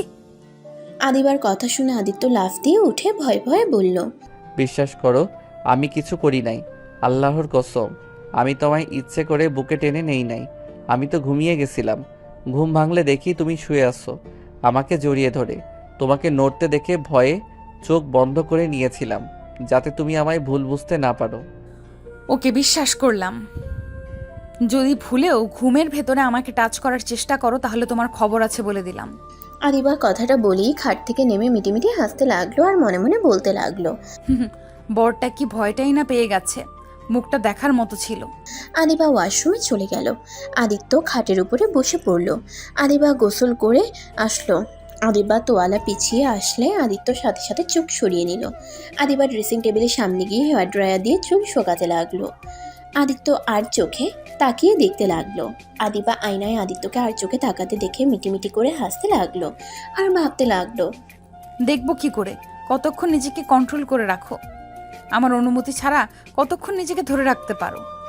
আদিবা চুল শুকিয়ে আদিত্যর দিকে ভ্রুকুচকে তাকিয়ে বলল, এভাবে কি দেখছো? আদিবার কথা শুনে আদিত্য থতমত খেয়ে গেল। আদিত্য তোতলাতে তোতলাতে বলল, কই কি দেখছি? আমি তো দেখলাম তুমি আমার দিকে তাকিয়েছিলে। হ্যাঁ তাকাইছি, তো কি হয়েছে? আমি তো আর আপনাকে ধরি নাই। আর আপনি এভাবে একটা ছেলে মানুষের সামনে থাকলে যে কোনো ছেলের আদর করতে ইচ্ছে করবে। আদিত্য কথাটা বলে সাথে সাথে মুখ চেপে ধরল। আদিবা প্রকুচকে তাকাতে আদিত্য দৌড়ে ওয়াশরুমে চলে গেল। আদিত্যকে দৌড়ে যেতে দেখে হাসতে লাগলো আদিবা। হাসি থামিয়ে শাড়ি পরতে লাগলো। আদিত্য ওয়াশরুম থেকে বের হয়ে দেখে আদিবা শাড়ির কুচি সামলাতে পারছে না। আদিত্য গিয়ে আদিবার কুচি ধরে ঠিক করে দিতে লাগলো। আদিবা মুচকি হাসি দিল। আদিত্য বসা থেকে উঠতেই আদিবা হাসি থামিয়ে গম্ভীর গলায় বলল, কি ব্যাপার, তুমি গোসল না করে সবাইকে বোঝাতে চাও নাকি যে আমি তোমাকে আমার কাছে আসতে দেই নাই? আমার কোনো পোশাক নিয়ে আসি নাই। কে জানতো আপনার বিয়ে খেতে এসেছে আপনাকে বিয়ে করে ফেলবো। আপনি গোসল করেন গা, যান। আমি অলরেডি আপনার জন্য শার্ট প্যান্ট অর্ডার দিয়েছি। এখন লাগবে কি না সেটাই চেক করতে হবে। রাকিবের মাপে কি আপনার হয়? তুমি আবার আমার সাথে তাল মিলিয়ে আপনি আপনি করছো কেন? আর রাকিব ভাইয়ার মাপ তুমি জানো কিভাবে? তুমি আপনি বলবে আর আমি বললেই দোষ? আর রাকিব আমার বেস্টুর বয়ফ্রেন্ড, মাঝে মাঝে ওর জন্য শার্ট প্যান্ট কিনতে গেছি, তাই সেখান থেকে আমার মুখস্থ আছে। ও আচ্ছা। যাও এখন গোসল করে আসো। ওই তো পার্সেল মনে হয় চলে এসেছে। আদিবা ওয়াশরুমে চলে গেল। আদিবা দরজা খুলে দেখে রাকিব রূপা দাঁড়িয়ে আছে। রাকিব আদিবার দিকে তাকিয়ে বলল, তোকে কি বলবো রে? তোর যেটা মন চায় ওইটাই ডাক। তোরা দুইজন একসাথে কাহিনী কি? তোর পার্সেল দিতে এসেছিলাম, এখানে আবার এটা কেন এসেছে আমি কি জানি। আমার ছোট ভাইয়ের সাথে দেখা করতে আসছি। ভাব। আচ্ছা দুইজন বসেক। রাকিব খাটে বসলে আদিবা পার্সেল দিতে দিতে রাকিবের কোলে বসে পড়ে। আদিবা হাসতে লাগলে রূপার সাথে সাথে কোল থেকে নেমে রাকিবকে মারতে লাগলো। রাকিব রূপাকে ধরে বলল, আর আমি কি ইচ্ছে করে তোমাকে কোলে বসেছি নাকি? তুমি নিজেই তো আমার কোলে বসেছো। তুই দেখলে আমি বসছি, তাহলে তুই সরে গেলি না কেন? আরে ভাবার কই সুযোগ দিলে যে সরে যাবো নাকি থাকবো? দুইজন থাম। আদিত্য তোয়ালা পরে ওয়াশরুম থেকে বের হয়ে দেখে রাকিব আর রূপা। আদিত্যর দিকে তাকিয়ে রূপা বলল, বাহ আদিবা, তোর জামাই তো কত কিউট রে। কথাটা বলে লজ্জায় মুখ বানালে আদিবা রেগে আদিত্যর দিকে পার্সেল ছুঁড়ে মেরে বলল, নিজের শরীর সবাইকে দেখানোর খুব ইচ্ছা জাগছে তাই না? যাও ভেতরে, যত সব। আদিত্য পার্সেলটা নিয়ে ওয়াশরুমে চলে গেল। আদিবাকে রেগে যেতে দেখে রূপা হাসতে হাসতে বলল, বাহ বাহ, বান্ধবী দেখি জামাইয়ের দিকে কারো নজর দিতে দিবে না। দোস্ত, আর কাউকে জামাইয়ের ভাগ দিস বা না দিস, আমাকে দিস তাহলে চলবে। রূপা রাগ তুলিস না। আমার জামাইয়ের দিকে নজর দিলে খবর আছে। তোর বয়ফ্রেন্ডের দিকে আমি কোনোদিন নজর দিয়েছি? দেশ নাই, ওটা তোর ভুল, তাই বলে আমি যে দেব না এটা তো হতে পারে না। রূপা বাজে কথা বলবে না। আদিত্য তোমার দেবর হবে, তাই ওকে নিয়ে মজা করা বন্ধ করো। কিসের দেবর? ওই আমার জামাই হবে। রাকিব রেগে যেতে লাগলো, সাথে আদিবাও রেগে গেল। দুজনকে রাখতে দেখে রূপা মনে মনে অনেক হাসতে লাগলো। আদিত্য ওয়াশরুম থেকে বের হয়ে দেখে রাকিব রেগে আছে। আদিত্য তাড়াতাড়ি করে গিয়ে রাকিবকে ধরে বলল, ভাইয়া কি হয়েছে, এত রাগ করছো কেন? ভাইয়া তোমাকে না বললাম মাথা ঠান্ডা রাখতে? আদিত্যকে রাকিব ধাক্কা দিয়ে সরিয়ে দিয়ে বলল, তুমি আর একটা কথা বলবে না। আমার ভালোবাসাকে তুমি নিয়ে নিচ্ছ। এই কয়েকদিনে আমার আব্বু আম্মুর মনে অনেকখানি জায়গা করে নিয়েছো, আবার আমার ভালোবাসার মানুষটার দিকে নজর দিচ্ছ। রাকিব আদিত্যকে আর কিছু বলতে না দিয়ে হানহান করে চলে গেল। আদিত্য থ হয়ে দাঁড়িয়ে থেকে রাকিবের চলে যাওয়ার দিকে তাকিয়ে দেখতে লাগলো। আদিত্য রূপার দিকে তাকিয়ে বলল, আপু আমি আপনার সাথে কি করছি? আপনি ভাইয়াকে কি বলছেন? আমি তো আপনাকে নিজের বড় বোনের মতো দেখি। আরে কিসের বড় বোন? আমাকে বইয়ের নজরে দেখতে পারো। আদিবা আরও রেগে গেল। রেগে রূপার সামনে আদিত্যকে ধরে ঠোঁটে কিস করে দিল। আদিত্য রূপা অবাক হয়ে গেল। আদিত্য চোখ বড় বড় করে ফেলে। আদিবা 2 মিনিট পর ছেড়ে দিয়ে আদিত্যকে শক্ত করে জড়িয়ে ধরে বলল, আদিত্য শুধু আমার স্বামী, আর কারো না। আমার স্বামীর দিকে যে নজর দিবে আমি তার চোখ তুলে ফেলবো। আদিত্য আদিবার কথা শুনে ইমোশনাল হয়ে গেল। আদিত্য আদিবার দিকে তাকিয়ে ভাবতে লাগলো, আমাকে নিয়ে তুমি এমন পাগলামি করছো, যখন জানতে পারবে আমি কোনো ভালো ছেলে না, আমি তোমার জীবনটা বরবাদ করে দেওয়ার সেই মানুষটা, আমায় তুমি তখন ঘৃণা করবে। আমাকে এতটা ভালোবাসা তখন আর হয়তো দিবে না। রূপা আদিবার পাগলামি দেখে হাসতে লাগলো। আদিবা রূপাকে দেখে হাসতে হাসতে বলল, তোর কি মনে হয় আমি তোর জামাইয়ের দিকে নজর দেব? আরে আমি তো রাকিব আর তোকে একটু জেলাসি করাচ্ছিলাম। শোন, তুই ভালো করে জানোস আমার মন প্রাণ জুড়ে শুধুমাত্র রাকিব, আর কেউ নাই। আর জায়গা আমি কাউকে দিতেও পারবো না। আর আদিত্য তো আমার ছোট ভাইয়ের মতো, আর তার উপরে আবার তোর স্বামী, সেখানে আমি ওর দিকে নজর কিভাবে দিই বলতো? রূপার কথা শুনে আদিত্য অনেকটাই খুশি হলো। আর আদিবা লজ্জায় পড়ে গেল। আদিবা রূপাকে বলল, সরি। থাক, সরি বলতে হবে না। আর আদিত্য, তোমার ভাইকে বলো না আমি যে ওকে এখনো ভালোবাসি, তাহলে আবার আমার ওপরে অধিকার খাটাতে আসবে। আপু ভাইয়া আপনাকে অনেক ভালোবাসে। ভাইয়া এখন আর আগের মতো কথায় কথায় রেগে যায় না। আপু ভাইয়াকে আর কষ্ট দিয়েন না, ভাইয়াকে ক্ষমা করে দেন। সময় হলেই দেব। ওকে আরও নিজেকে পাল্টাতে হবে। হ্যাঁ, ও আগের থেকে এখন সত্যি অনেক পাল্টে গেছে, কারণ এখন যদি আগের রাকিব হতো, রেগে আমার গলা চেপে ধরতো তোমাকে নিয়ে এসব কথা বলার জন্য। কিন্তু ও নিজেকে অনেকটাই কন্ট্রোল করে চলে গেছে, কিন্তু আরও পরিবর্তন হতে হবে। আপু, বেশি পরিবর্তন করতে গিয়ে আবার যেন হারিয়ে ফেলেন না। ওসব বাদ দাও, চলো নিচে যাই। সবাই আনন্দ করছে, তোমরা এত দেরি করে ঘুম থেকে উঠলে, কত কিছু মিস করেছো। তুই যা, আমরা আসছি। রূপা চলে গেল। আদিবা আদিত্যের দিকে তাকিয়ে বলল, ওইটা অভিনয় ছিল, তাই বলে কিন্তু আবার জোর করে আদর করতে এসো না। আচ্ছা। আদিবার মুখ দেখে বোঝা যাচ্ছিল আদিবা যা বলল এটা ওর মুখের কথা, মনের কথা না। আদিবা চলে যেতে নিবে, সাথে সাথে আদিত্য হাত ধরে টান দিয়ে নিজের কাছে নিয়ে এসেছে। ঠোঁটের সাথে ঠোঁট বসিয়ে দিল। আদিবা প্রথমে নিজেকে আদিত্য থেকে সরিয়ে নেওয়ার চেষ্টা করলে আদিবা পরে আর পারে না। আদিত্য ঠোঁট চুষতে লাগলো। আদিত্য মিটিমিটি হাসতে লাগলো আর মনে মনে ভাবতে লাগলো, আমি বুঝতে পারছিলাম তুমি আমার কি থেকে কি চাচ্ছ। তুমি হইলে এমন মানুষ, নিজের ইচ্ছেটা মুখে প্রকাশ করতে পারো না। তোমার না কথা মানে তুমি ওইটা চাও। আস্তে আস্তে আমি তোমাকে বোঝার চেষ্টা করব। আদিত্যর নিঃশ্বাস বন্ধ হয়ে আসতে নিলে আদিবাকে ছেড়ে দিলে দুজন জোরে জোরে নিঃশ্বাস নিতে লাগলো। আদিবা রাগ দেখাতে যাবে, আদিত্যর সাথে সাথে গালে চুমু দিয়ে দৌড়ে পালিয়ে গেল। আদিবা হাসতে লাগলো। আদিবা রুম থেকে বের হয়ে গেল। আদিত্য সবার সাথে বসে গল্প করছে। কিছু মেয়েরা আদিত্যকে ধরে নাচতে লাগলে আদিবা রাগের লুক নিয়ে তাকাতেই আদিত্য চোখ গেলে সাথে সাথে বসে পড়লো। রূপা ব্যাপারটা দেখে মিটিমিটি করে হাসতে লাগলো। আদিত্যকে আবার নিয়ে যেতে নিবে, আদিত্য বলল, আপনারা নাচেন, আমি দেখি। আদিত্যকে ওরা জোর করতে লাগলে আদিবা ওদের সামনে গিয়ে দাঁড়ালে আদিবাকে নাচাতে লাগলো। আদিবা পড়ে যেতে নিবে, সাথে সাথে আদিত্য ধরে ফেললো। আদিত্য আদিবাকে সোজা করে দাঁড় করিয়ে দিল। আস্তে নাচেন, আর একটু হইলে উনি পড়ে যাইতো। আদিত্যর কথা শুনে সবাই হাসতে লাগলো আর বলতে লাগলো, আর সবাই মজা করে অনেক কিছু বলতে লাগলো। আদিবা লজ্জা পেয়ে গেল। আদিবার হাত ধরে ওর এক কাজিন নাচতে গেলে আদিত্যর রাগ উঠে গেল আদিবাকে টাচ করতে দেখে। আদিত্য আদিবা আর আদিবার কাজিনের মাঝখানে গিয়ে আদিবার হাত ধরে নাচতে লাগলো আর কানে কানে বলল, আপনি ওনার সাথে কেন নাচলেন? আরে রেগে যাওয়ার কি আছে, ওইটা আমার কাজিন হয়তো। যে না সেই হোক্কা, আমার বউকে অন্য কেউ টাচ করতে পারবে না। রাকিবের সাথে থেকে কি তোমার মাথা গেছে নাকি? কেন ভাইয়া, কি করছে? রাকিব রূপাকে কারোর সাথে সহ্য করতে পারে না, ছোট ছেলেদের সাথেও ঝগড়া লাগিয়ে দেয়, আর তুমি দেখছি ওর মতো করছো। আদিত্য আদিবার কথা শুনে রূপার দিকে তাকালো।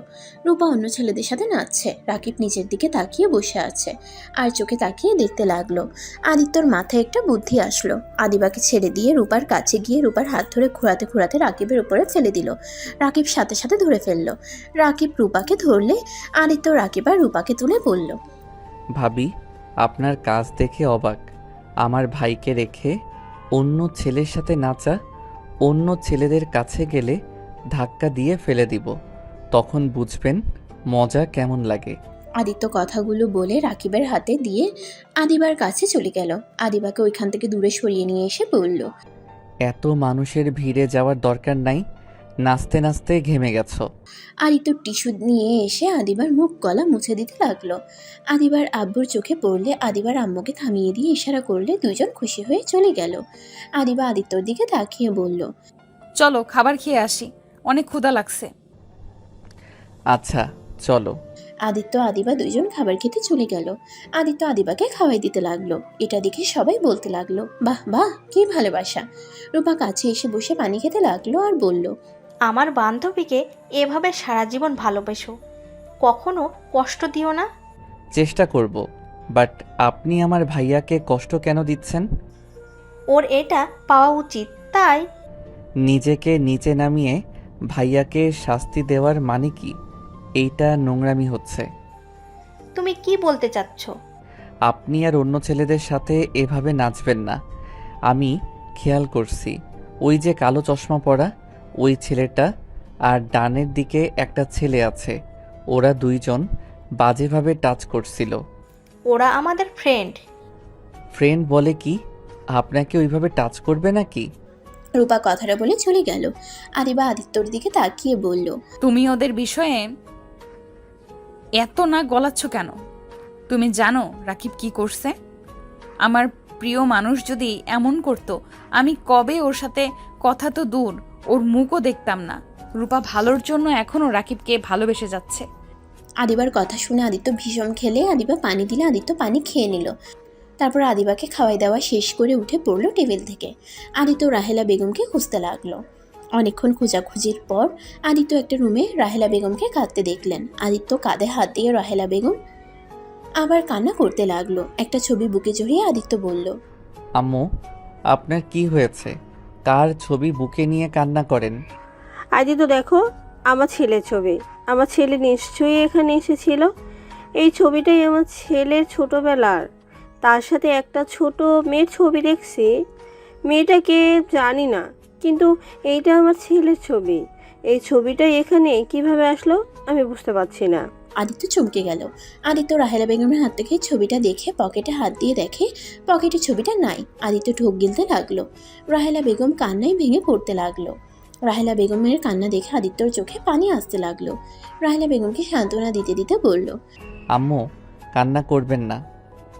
আপনার ছেলে যেখানে আছে ভালোই আছে নিশ্চয়ই।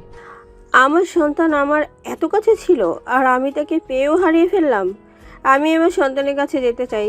আমার রাফি, আমার কলিজার টুকরাকে পাওয়ার একটা সুযোগ, সেটাও হারিয়ে গেল। আমি আমার সন্তানকে চাই, আমি আর পাচ্ছি না। রাহেলা বেগমের কান্না আর পাগলামি দেখে আদিত্য শক্ত করে জড়িয়ে ধরলে আদিত্যকে জড়িয়ে ধরে কান্না করতে লাগলো। আদিত্যর চোখ বেয়ে পানি ছড়তে লাগলো। আদিত্য গলাটা জড়িয়ে আসতে লাগলো। আদিত্য নিজেকে সামলিয়ে নিয়ে বলল, আম্মু, যদি আপনার ছেলে আপনার সামনে থাকতো তাহলে আপনি কি করতেন? আমার সন্তানকে আমি পেলে শক্ত করে জড়িয়ে ধরে খুব কাঁদতাম। আমার ছেলেকে আমি আর হারিয়ে যেতে দিতাম না। আমি এক নজর তাকে চোখের আড়াল হতে দিতাম না। আদিত্য, আমি কি আমার ছেলেকে কোনোদিনই পাবো না? আমার মৃত্যুর আগে আমি আমার ছেলেকে একবার দেখতে চাই। আগে তো কোনো খোঁজ পাইনি, এখন যখন একটা আশার আলো দেখলাম, তখন অবশ্যই আমার ছেলেকে খুঁজে পাবো, তাই না? আচ্ছা আম্মু, আপনার ছেলে তো অনেক বড় হয়ে গেছে। এখন কিভাবে বুঝবেন আপনার ছেলে এইটাই? যে কেউ এসে তো বলতে পারে আমি সেই আপনার ছেলে। এমন আর একজন এসেছে। আমার ছেলের শরীরে চিহ্ন আছে, মাথার ভিতরে একটা গুটি আছে। আদিত্য দরজাটা লাগিয়ে দিল। রাহেলা বেগম অবাক হয়ে গেল। আদিত্যকে বলল, আদিত্য কি করছো আদিত্য? কোনো কথা না বলে শার্ট খুলে ফেললো। পিছনের দিকে ঘুরে দাঁড়ালে রাহেলা বেগম অবাক হয়ে যায়। আদিত্য বলল, আম্মু, চেনার কোনো কিছু দেখতে পারছেন? ওয়েট, মাথার ভিতরে কিছু দেখাই। আদিত্য চুলগুলো বিলি কেটে ও রাহেলা বেগমের পাশে বসে দেখালে রাহেলা বেগম আদিত্যকে শক্ত করে বুকের সাথে জড়িয়ে ধরে কান্না করতে করতে বলল, আমার কলিজার টুকরা। আর তুই রাফি, আগে কেন বলস নাই? এতদিন কোথায় ছিলি? আদিত্যর সারা মুখে চুমু দিতে লাগলো। আদিত্য ওর আম্মুকে জড়িয়ে ধরে কান্না করতে লাগলো আর বলতে লাগলো, কি বলতাম? আমি যদি আপনাদের বলতাম আমি আপনাদের সন্তান, তাহলে আপনারা কেউ বিশ্বাস করতেন না। আমার পালিত মা বাবা যখন মারা যায় তখন ওনারা আমার গলার হারে আপনাদের ছবি দেখিয়েছিল, কিন্তু আমি ওই হারটা বিক্রি করে দিয়েছিলাম। আমার পালিত বাবা মা মারা যাওয়ার আগে আমাকে সব কিছু বলে গেছে। কিভাবে আমাকে তারা চুরি করেছিল, আমাকে তারা বিক্রি করে দিতে গেছিল, কিন্তু তার স্ত্রী মানে আমার পালিত মা আমাকে বিক্রি করতে দেয় নাই। তার নাকি আমার প্রতি অনেক মায়া হয়েছিল। তাদের কোনো সন্তান ছিল না। আমার 10 বছর সময় আতিয়া জন্মগ্রহণ করে। আমি তখনও জানতাম না আমি তাদের সন্তান না। আমার 17 বছর সময় আমার পালিত বাবা মা আমাকে সব বলে দিয়েছিল আমি তাদের সন্তান না। আমার ছোটবেলার সব কিছু আমার কাছে দিয়েছিল। তারা দুইজন এনকাউন্টার হয়ে মারা যায়। তারপর থেকে আমি আমার ছোট বোন আতিয়াকে নিয়ে একা থাকতাম। ওর খাবার জন্য আমি চেনটা বিক্রি করে দিয়েছিলাম। এমনকি আমি একটা অন্যায় কাজও করেছি। তার পাপের শাস্তি হিসেবে আমার বোনকে পেতে হয়েছে। আদিত্য কথাগুলো বলে কান্না করতে লাগলো। কান্নায় ভেঙে পড়লে রাহেলা বেগম জড়িয়ে ধরে কান্না করতে করতে বলল, কান্না করিস না বাবা, এখানে তোর কোনো দোষ নাই। ওর চাচাতো ভাই তো জঘন্য কাজটাই করে মেরে ফেলছে, এখানে তোর কি দোষ? আদিত্য ওর আম্মুকে শক্ত করে জড়িয়ে ধরে কান্না করতে করতে বলল, আম্মু, আমিও একটা ভুল করছি। আম্মু, আমি যদি বলি আদিবার ধর্ষণকারী আর কেউ না, আমি নিজেই। আদিত্যর কথা শুনে রাহেলা বেগম আদিত্যকে ছেড়ে দিল। রাহেলা বেগম কান্না থামিয়ে বলল, মানে কি বলছি? আম্মু, আমি সেই ছেলেটা যে নিজের বোনের খাবারের জন্য ছিনতাই করতে গিয়ে তাকে ধর্ষণ করেছিল, যার শাস্তি আমার বোনটাকে পেতে হয়েছে। আদিত্যর কথা শুনে রাহেলা বেগম হতভম্ব হয়ে গেল। আদিত্য ওর আম্মুর পা জড়িয়ে ধরে বলল, আম্মু, আমি সেদিন জানি না কোন জ্ঞানে ছিলাম, আমি নিজের অজান্তে এমন ভুল করে ফেলি। সেই দিন পর থেকে আমি শান্তিতে ঘুমাতে পারি নাই। এই পাপের জন্য আমি ভিতরটা শেষ হয়ে যাচ্ছে, কুড়ে কুড়ে খাচ্ছে এই অপরাধটা। আমি সহ্য করতে পারছি না। আমি আদিবার সামনে যতবার বলতে গেছি, আমি ভয়ে বলতে পারছি না। আম্মু, আমি ভুল শোধরানোর জন্য বিয়েও করলাম, কিন্তু তারপর নিজের ভিতরে অপরাধ বোধটা আমাকে শেষ করে দিচ্ছে। রাহেলা বেগম আদিত্যকে ধরে খাটে বসিয়ে দিয়ে বলল, চুপ, কাউকে কিছু বলবি না। এই কথা এখানে শেষ করে দে। এই কথা কোনোদিন কারো সামনে নিয়ে আসিস না। ওরা যদি জানতে পারে তাহলে ওরা তোকে মেরে ফেলবে। আমি তোকে আর হারাতে চাই না। এই কথা আর কাউকে বলবি না। ওদের কাছে কোনো প্রশ্ন নাই। ওই ছেলেটাই কেমন দেখতে, ছেলেটার কণ্ঠ কেমন সেটাও ভালো করে মনে নাই, তাই ওরা তোকে ধরতে পারে না। যখন ধরতে পারে নাই তখন একেবারে চুপ হয়ে যা। আম্মু, পাপ কখনোই চাপা থাকে না। ওইটা পরে দেখা যাবে। তুই আর কোনোদিন এই কথাগুলো মনের ভুলেও কাউকে বলবি না। আম্মু, আমি এভাবে থাকলে মারা যাব। এভাবে তিলে তিলে মরার থেকে সব সত্যি বলে যদি মৃত্যুর স্বাদ গ্রহণ করা খুব ভালো। চুপ কর তুই। আদিবাকে বিয়ে করছো, এখানে তুই ওকে ভালো রাখার চেষ্টা করবি। ওকে সম্পূর্ণ ভালোবাসা দিয়ে ওর মনে জায়গা করে নে। তারপর যখন তোর মনে হবে বলে দেওয়া উচিত তখন সব বলবি, তার আগে কখনো বলিস না। আদিত্য রাহেলা বেগমকে জড়িয়ে ধরে কান্না করতে লাগলো। রাহেলা বেগম আদিত্যের চোখ মুছে দিল। হঠাৎ করে বাথরুম থেকে দরজা খোলার শব্দ শুনে দুজনে ভয় পেয়ে গেল। দুজন ঘুরে তাকিয়ে দেখে সাইফুল চৌধুরী। রাহেলা বেগম দীর্ঘ নিঃশ্বাস ফেলল। সাইফুল চৌধুরী আদিত্যকে শক্ত করে জড়িয়ে ধরে ইমোশনাল হয়ে গেল। আদিত্য ইমোশনাল হয়ে যায়। আদিত্যর আব্বু বলল, তোকে কত খুঁজেছি আর তুই আমাদের কত কাছে, অথচ আমরা তোকে চিনতে পারি নাই। তোর কোনো দোষ নাই।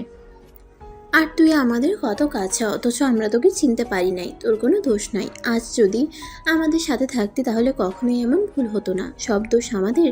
কেন যে তোকে সাবধানে রাখতে পারি নাই। সাইফুল চৌধুরীর কথা শুনে আদিত্য সাইফুল চৌধুরীর চোখের পানি মুছে দিয়ে বলল, আব্বু, আপনাদের কোনো দোষ নাই। ওনারা আমাদের চুরি করে নিয়ে গেছিল। সেখানে আপনাদের কি করার ছিল? আমার ভাগ্য খারাপ ছিল, তাই আমি সেই দিন কিডন্যাপ হয়েছিলাম। আর ভাগ্যক্রমে আবার আপনাদের সাথে দেখা হয়ে গেল। সাইফুল চৌধুরী আদিত্যর চোখের পানি মুছে বলে, চল সবাইকে বলবো আমার ছোট সন্তানকে আমি পেয়ে গেছি।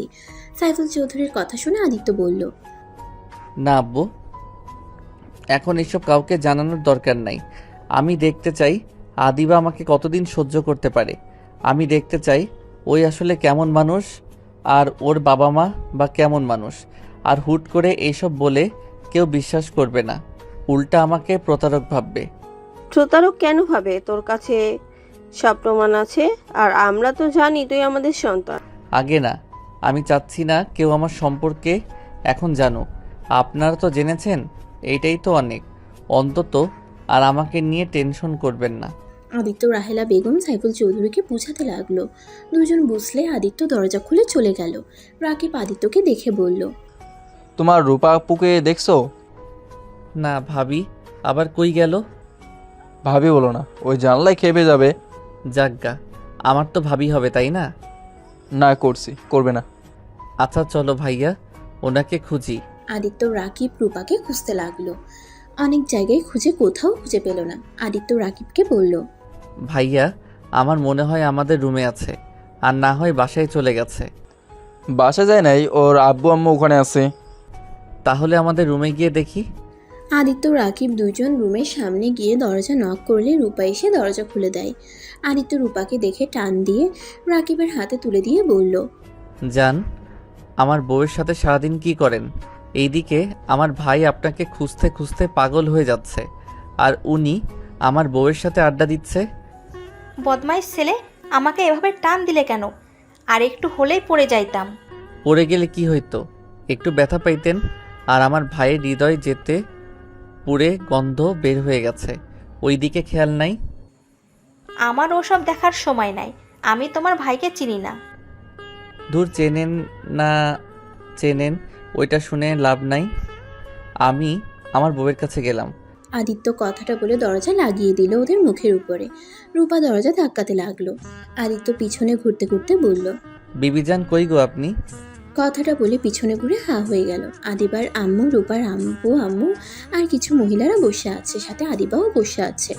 আদিত্যকে দেখে সবাই হেসে উঠল। আদিবার রাগের লুক নিয়ে তাকাতেই আদিত্য সাথে সাথে রুম থেকে বের হয়ে গেল। রূপাল রাগের লুক নিয়ে তাকিয়ে বলল, এখন কেন? চলো চলো, বইয়ের কাছে দিয়ে আসি। রূপা আদিত্যকে টানতে টানতে রুমে নিয়ে গেল। আদিত্য রূপাকে বলল, আপু, আমাকে ছাড়েন, আমাকে যেতে দেন। কেন যেতে দেব?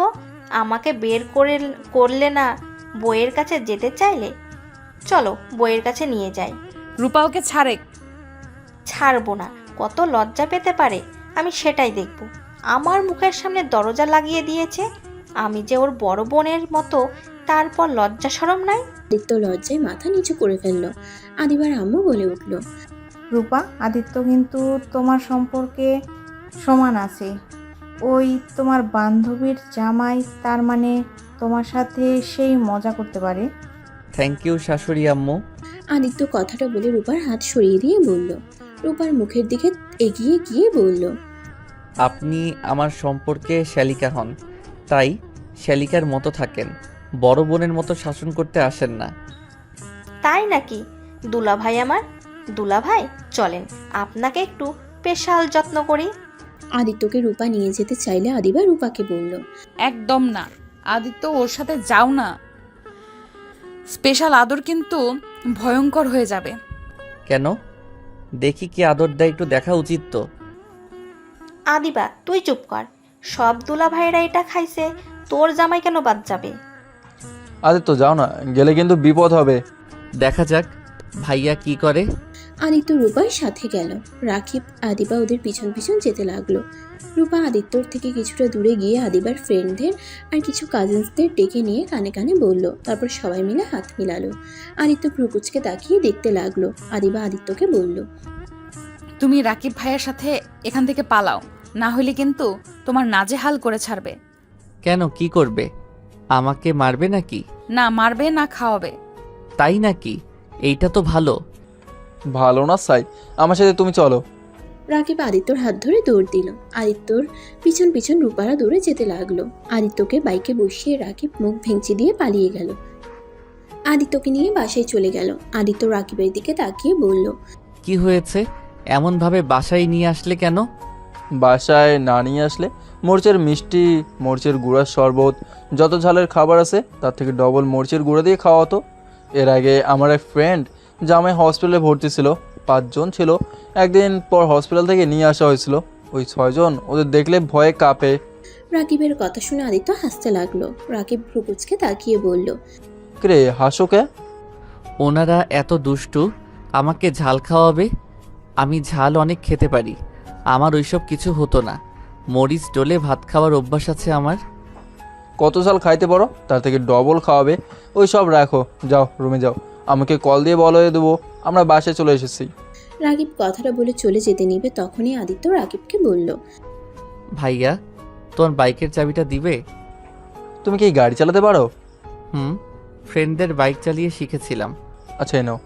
রাকিব আদিত্যকে চাবিটা ঢিল দিয়ে দিলে আদিত্য ক্যাচ করে ধরে চলে গেল। বাইক নিয়ে সোজা গ্রামে চলে গেল। গ্রামে গিয়ে ওর বোনের কবরের সামনে গিয়ে বসে কান্না করতে করতে বলল, বুনু, তোমাকে অনেক মনে পড়ছে, আমার খুব কষ্ট হচ্ছে।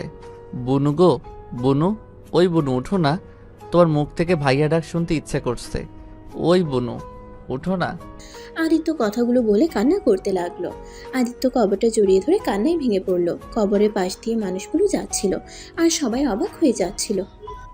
আদিত্য অনেকক্ষণ ধরে কান্না করে কবর জড়িয়ে কখন যেন অজ্ঞান হয়ে যায়। আদিত্য জ্ঞান ফিরলে দেখতে পারে চারিদিকে অন্ধকার হয়ে গেছে। আদিত্য কবর থেকে উঠে পড়ল। কবর থেকে বের হয়ে সোনার দোকানে চলে গেল। গিয়ে আদিত্য দোকানদারের সাথে কথা বলে ঢাকার উদ্দেশ্যে বের হয়ে গেল। ঢাকায় যেতে যেতে রাত 12টা বেজে গেল। বাসার ভিতরে ঢুকে বাইক গ্যারেজে রেখে বাসার সদর দরজা নক করলো। কলিং বেল বাজাতেই দরজা খুলে গেল। আদিত্য সদর দরজাটা লাগিয়ে দিয়ে নিজের রুমে চলে গেল। রুমে গিয়ে লাইটটা জ্বালাতে দেখে আদিবা বিছানায় শুয়ে আছে। আদিত্য আলমারি থেকে শার্ট প্যান্ট বের করে লাইট অফ করে ওয়াশরুমে চলে গেল। গোসল করে বের হয়ে আদিবার পাশে শুয়ে পড়ল। সকালে ঘুম ভাঙলেই দেখে আদিবার রাগী লুক নিয়ে তাকিয়ে আছে। আদিত্য উঠে আতশোয়া হয়ে বসে বলল, কি হয়েছে? এভাবে রাগী লোক নিয়ে তাকিয়ে আছো কেন? গতকাল সারা দিন কোথায় ছিলে? তুমি জানো এখানে কি হয়ে গেছে? না, কি হয়েছে? রাকিব কতটা রেগে গিয়েছিল। রাকিবের ধারণা তোমাকে ওই বাইক দিয়েছে, তুমি বাইক নিয়ে পালিয়ে গেছো, আর নাকি ফিরবে না। তোমাকে বিশ্বাস করা ওর ভুল হয়েছে। কি ভাইয়া এইসব বলছে? হ্যাঁ, আর রাগ হওয়ার কথা ফোন বন্ধ করে রেখেছিলে কেন? তোমার তো কোনো খোঁজ খবর ছিল না। এখানে রাকিবের দোষ কি হবে? তাই বলে ভাইয়া আমাকে সন্দেহ করতে পারলো? পারছে। তুমি ওকে বাইকের চাবি দিয়ে আসো। তোমার বাইক দরকার হইলে আমাকে বলতে পারতে, আমি তোমাকে বাইক কিনে দিতাম। এইভাবে ওর বাইক নিয়ে উধাও হওয়ার কি আছে? আম্মু আব্বু কিছু বলে নাই? আঙ্কেল আন্টি তো বলছে তুমি পালাও নাই, তুমি নিশ্চয়ই কোনো কাজে গেছো। তুমি ফিরে আসবে। রাকিব ওর আব্বু আম্মুকে তোমার উপরে এত কনফিডেন্স দেখে আরো রেগে গেছিল। ও আচ্ছা। তা তুমি কোথায় গেছিলে? কেন ফোন ধরো নাই? তোমার কি জ্ঞান বুদ্ধি নাই? একজন যে তোমাকে থাকতে দিল, নিজের ছোট ভাইয়ের মতো ভালোবাসলো, তার ফোন না ধরে ফোন বন্ধ করে রাখার মানে কি? ওই কতটা কষ্ট পেয়েছে তোমার ধারণা আছে? ও আচ্ছা। আদিত্য খাট থেকে উঠে ওয়াশরুমে গিয়ে ফ্রেশ হয়ে নিল। তারপর ওর কাগজপত্র তুলে নিল ব্যাগে। তারপর ব্যাগটা কাঁধে নিয়ে বাইকের চাবি হাতে নিয়ে রুম থেকে বের হতে যাবে। কি ব্যাপার? এইসব নিয়ে কোথায় যাচ্ছ? গ্রামে চলে যাব। মানে? কিছু না। আদিত্য সিঁড়ি ভেঙে নিচে গিয়ে দেখে সবাই বসে আছে। আদিবার আম্মু আব্বু, রাকিব, রাহেলা বেগম, সাইফুল চৌধুরী বসে আছে। আদিত্যকে দেখে রাহেলা বেগম বলল, ওই তো আদিত্য। কিরে আদিত্য, কোথায় চলে গেছিলি? ফোন কি হয়েছে তোর? আদিত্য রাকিবের হাতে চাবিটা তুলে দিয়ে বলল, গ্রামের বাড়িতে গেছিলাম, ফোনটা চার্জ নেই আর ফোনের কথা মনেও ছিল না। আদিত্য ওর পকেট থেকে ফোন বের করে রাকিবের হাতে দিয়ে বলল, ভাইয়া, টাকার জন্য একটা সময় চিন্তাই করছি, মন না চাইলেও এই জঘন্য কাজটা করতে হয়েছে। কারণ আমার না ছিল আমার বাবা মা। ছোট বোনের ক্ষুধা দেখে তার চোখের পানি সহ্য হতো না। আমার বোনটা ছিল ছোট বাচ্চাদের মতো, বুদ্ধি বিকাশ ঘটে নাই। ওই বুঝতেও পারতো না ভাইয়ার কোনো সামর্থ্য নাই তাকে কিছু কিনে নিয়ে এসে দেওয়ার। আমি নিজেই ছোট, সেখানে বোনের জন্য কিভাবে কি করব। বোন যখন আমাকে জড়িয়ে ধরে কান্না করে বলতো, ভাইয়া আমার অনেক ক্ষুধা লাগছে, আমাকে কিছু খেতে দাও, আমি আর সহ্য করতে পারছি না। আদিত্য কথাগুলো বলে চোখের পানি ফেলতে লাগলো। তারপর আবার বলতে লাগলো, বাবা মা কখনোই আমাদের ভাই বোনকে দিয়ে কোনো কাজ করাতো না। তাদের খুব আদরের সন্তান আমরা। হঠাৎ করে তারা আমাদের ছেড়ে চলে যেতে হয়েছে। তাদের পাপের শাস্তি তারা পেয়ে গেছিল। অথচ আমরা দুই ভাই বোন হয়ে যাই এতিম। কেউ কখনোই আমাদের দিকে ঘুরেও তাকায় নাই, কারণ আমরা ছিলাম বাচ্চা পাচারকারীর সন্তান। আমাদের দিকে সমাজের কেউ কখনোই ভালো চোখে দেখবে না। আমার বাবা মা আমার কথাটাতে তাদের কাজ বাদ দিয়ে দিলেও পুলিশ সেই তাদের এনকাউন্টার করে মেরে ফেলে। বুঝতে পারছিলাম ছোট বোনকে নিয়ে কি করব। বোনের কান্না চিৎকার শুনে সবার বাড়িতে ভাত ভিক্ষা চাইতে গেছিলাম। কেউ আমাদের দিকে ঘুরেও তাকায় নাই। সবাই দরজা বন্ধ করে দিয়েছে, কেউ ঘাট ধাক্কা দিয়ে বের করে দিয়েছে। আদিত্য চোখের পানি ফেলতে ফেলতে বলল, চাচির পায়ে ধরেছিলাম, তার বাড়ির সব কাজ করে দিয়েছিলাম। তারপর শুনি এক মুঠো ভাত দিয়েছিল। এক মুঠো ভাত নিয়ে ঘরে ঢুকে দেখি বোনটা কান্না করতে করতে ঘুমিয়ে গেছে। প্লেট খাবার রেখে কাজের সন্ধানে বের হয়েছি, কেউ কাজ দেয় নাই। পরে উপায় না পেয়ে মূল্যবান জিনিস বিক্রি করে দেয়। সেইটা দিয়ে বেশ কিছুদিন চললেও আর সংসার চলছিল না। পরে বন্ধুদের সাথে উপায় না পেয়ে ছিনতাইকারী হয়ে গেলাম।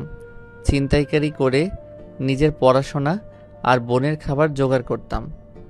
ভাইয়া, এখন আর আমার কেউ নাই যে তোমার বাইক নিয়ে আমার পালিয়ে যেতে হবে। আমি ভাবতে পারি নাই তোমার মনে এমন একটা প্রশ্ন আসবে। ভাইয়া, আমাকে তুমি অনেক ভালোবাসা দিয়েছো, আমাকে তোমার বাড়িতে থাকতে দিয়েছো, এতে তোমার কাছে কৃতজ্ঞতা স্বীকার করছি।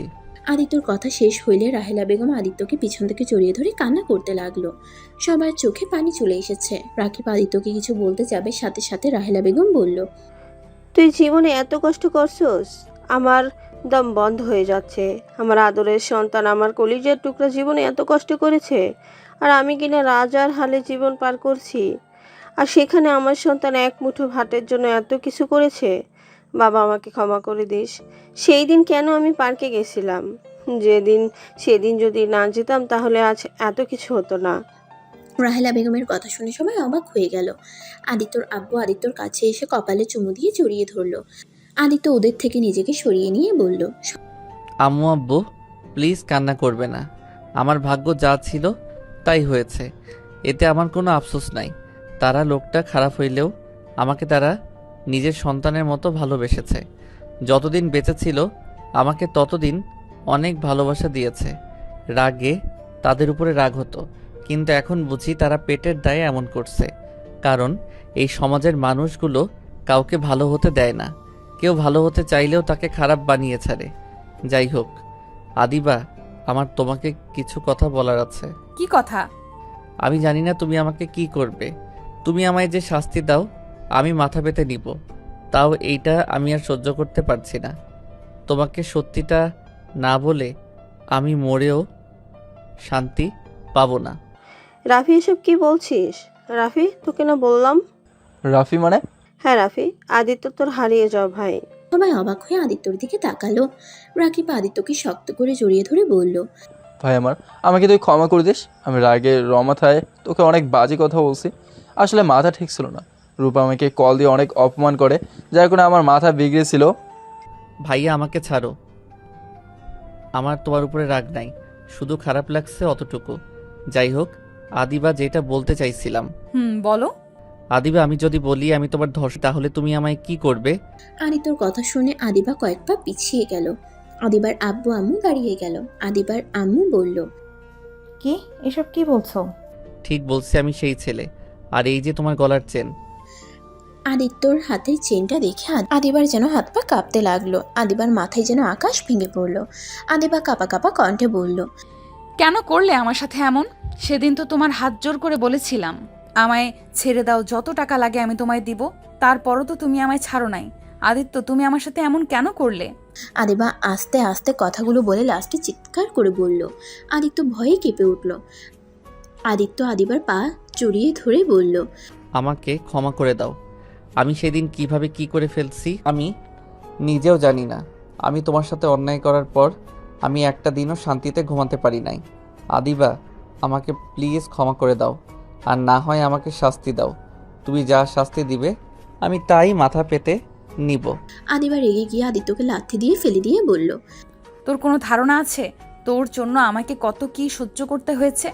তোর সামান্য ভুলের জন্য আমার লাইফটাই জাহান্নাম হয়ে গেছিল। আবার আমাকে ধর্ষে আমাকে বিয়ে করে নিজের পাপ কমাতে চাইছো নাকি? আদিবা ওর ফোন বের করে পুলিশকে কল করতে গেলে রাকিব রাহেলা বেগম আদিবাকে বুঝাতে গেলে আদিত্য ওদের থামিয়ে দিয়ে বলল, আম্মু ভাইয়া থামো, আমি অন্যায় করছি, আমার এটার শাস্তি পেতে হবে। আদিবা দেখো, আমার ভাই তোমার সাথে অন্যায় করছে। আমার ভাই যদি খারাপ হতো তাহলে তোমাকে কখনোই সব সত্যি বলতো না। আর তোমার কাছে তো কোনো প্রমাণ ছিল না, ওকে ধরার কোনো সুযোগও ছিল না। দেখো, আমার ভাইকে পুলিশে দেবে না, বলে দিলাম। আদিবা কোনো কথা না বলে পুলিশকে কল দিয়ে বলে দিল।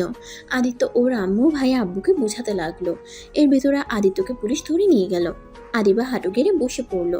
রাহেলা বেগম পুলিশদের বলতে লাগলো, স্যার, আমার সন্তানকে ছেড়ে দেন। ওই ছোট মানুষ, বুঝতে পারে নাই। প্লিজ স্যার, ওকে ছেড়ে দেন। রাহেলা বেগমের কোনো কথা শুনলো না। আদিত্যকে নিয়ে যেতে লাগলো। আদিত্য আদিবার দিকে মুচকে হাসি দিয়ে বলল, ধন্যবাদ আপনাকে। আমি এখন নিজের ভিতরে কিছুটা হইলেও শান্তি পাচ্ছি। আম্মু আব্বু ভাইয়া, কান্না করো না। আমি জানি না আমার কি হবে। আমার বোনের কবরটা সুযোগ হইলে একটু খোঁজ খবর নিও। জঙ্গল দিয়ে ভরে গেলেও একটু পরিষ্কার করে দিয়ে এসেছো। আদিত্য চলে গেল পুলিশের গাড়িতে উঠে। রাকিব রেগে আদিবাকে বলল, তো শান্তি হয়েছে তো, তাই না? এখানে বসে নাটক করিস না, যা এখন এখান থেকে, না হলে খুব খারাপ হয়ে যাবে। তুই ভালো করেই জানোস যা এখান থেকে।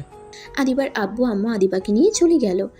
রাহেলা বেগম, রাকিব, সাইফুল চৌধুরী পুলিশ স্টেশনে চলে গেল। আদিত্যকে ছাড়ানোর অনেক চেষ্টা করতে লাগলো। আদালতে নিয়ে গেলে আদিত্য সব স্বীকার করে নেয়। আদিত্যকে 10 বছরের জেল দিয়ে দেয়। এটা শুনে রাহেলা বেগম জ্ঞান হারিয়ে ফেলে। সাইফুল চৌধুরী থ হয়ে বসে পড়ে। আদিত্য আদিবার দিকে তাকিয়ে মুচকে হাসি দিল। আদিত্যর হাসিতে আদিবার বুকের ভিতরে ক্ষতবিক্ষত হয়ে যেতে লাগলো। আদিত্য সাইফুল চৌধুরী আর রাকিবের সাথে একবার কুশল বিনিময় করে পুলিশের সাথে চলে যেতে লাগলো। আদিবা সহ্য করতে না পেরে আদিত্যর পিছনে ছুটে যেতে লাগলো। আদিত্যকে পিছন থেকে জড়িয়ে ধরে কান্না করতে করতে বলল, কেন এমন করলে? আমি তো সব তুলে নিতে চেয়েছিলাম, তারপরও কেন আমার কথা শুনলে না? সব দোষ নিজের কাছে কেন তুলে নিলে? স্বীকার করতে বারবার না করা সত্ত্বেও কেন স্বীকার করলে? আদিবা কান্নায় আদিত্যর শার্ট ভিজে ফেলতে লাগলো। আদিত্য পিছনে ঘুরে আদিবার চোখ মুছে দিয়ে বলল, আমি যে পাপ কাজ করছি, আমাকে শাস্তি পেতে হতো, আমাকে ফাঁসি দিলেও আমি হাসি মুখে বিদায় নিতাম। সেখানে আমাকে শুধু 10 বছরের জেল দিয়েছে। আর জেল খাটার আমার অভ্যাস আছে। শুনো, কান্না করো না, তুমি ডিভোর্স লেটার পাঠিয়ে দিও, আমি সাইন করে দিব। আর হ্যাঁ, ভালো কোনো ছেলেকে বিয়ে করে নিও। আর হ্যাঁ, ভুলেও আর কখনোই আত্মহত্যার পথ বেছে নিবে না। ভালো থাকো। আদিত্য শেষবারের মতো আদিবার কপালে চুমু দিয়ে পুলিশ আদিত্যকে নিয়ে যেতে লাগলো। আদিবা আদিত্যর হাত শক্ত করে জড়িয়ে ধরে বলতে লাগলো, তোমাকে যেতে দিব না। আদিত্য, তুমি যাও না। আমি তোমাকে ছাড়া কিভাবে থাকবো? আমায় ছেড়ে দাও। আমার প্রতি ভালোবাসা না, এটা আমার প্রতি তোমার আবেগ। চিন্তা করো না, সব আবেগ চলে যাবে আস্তে আস্তে। আদিত্য আদিবার থেকে নিজের হাত সরিয়ে নিয়ে গাড়িতে উঠে চলে গেল।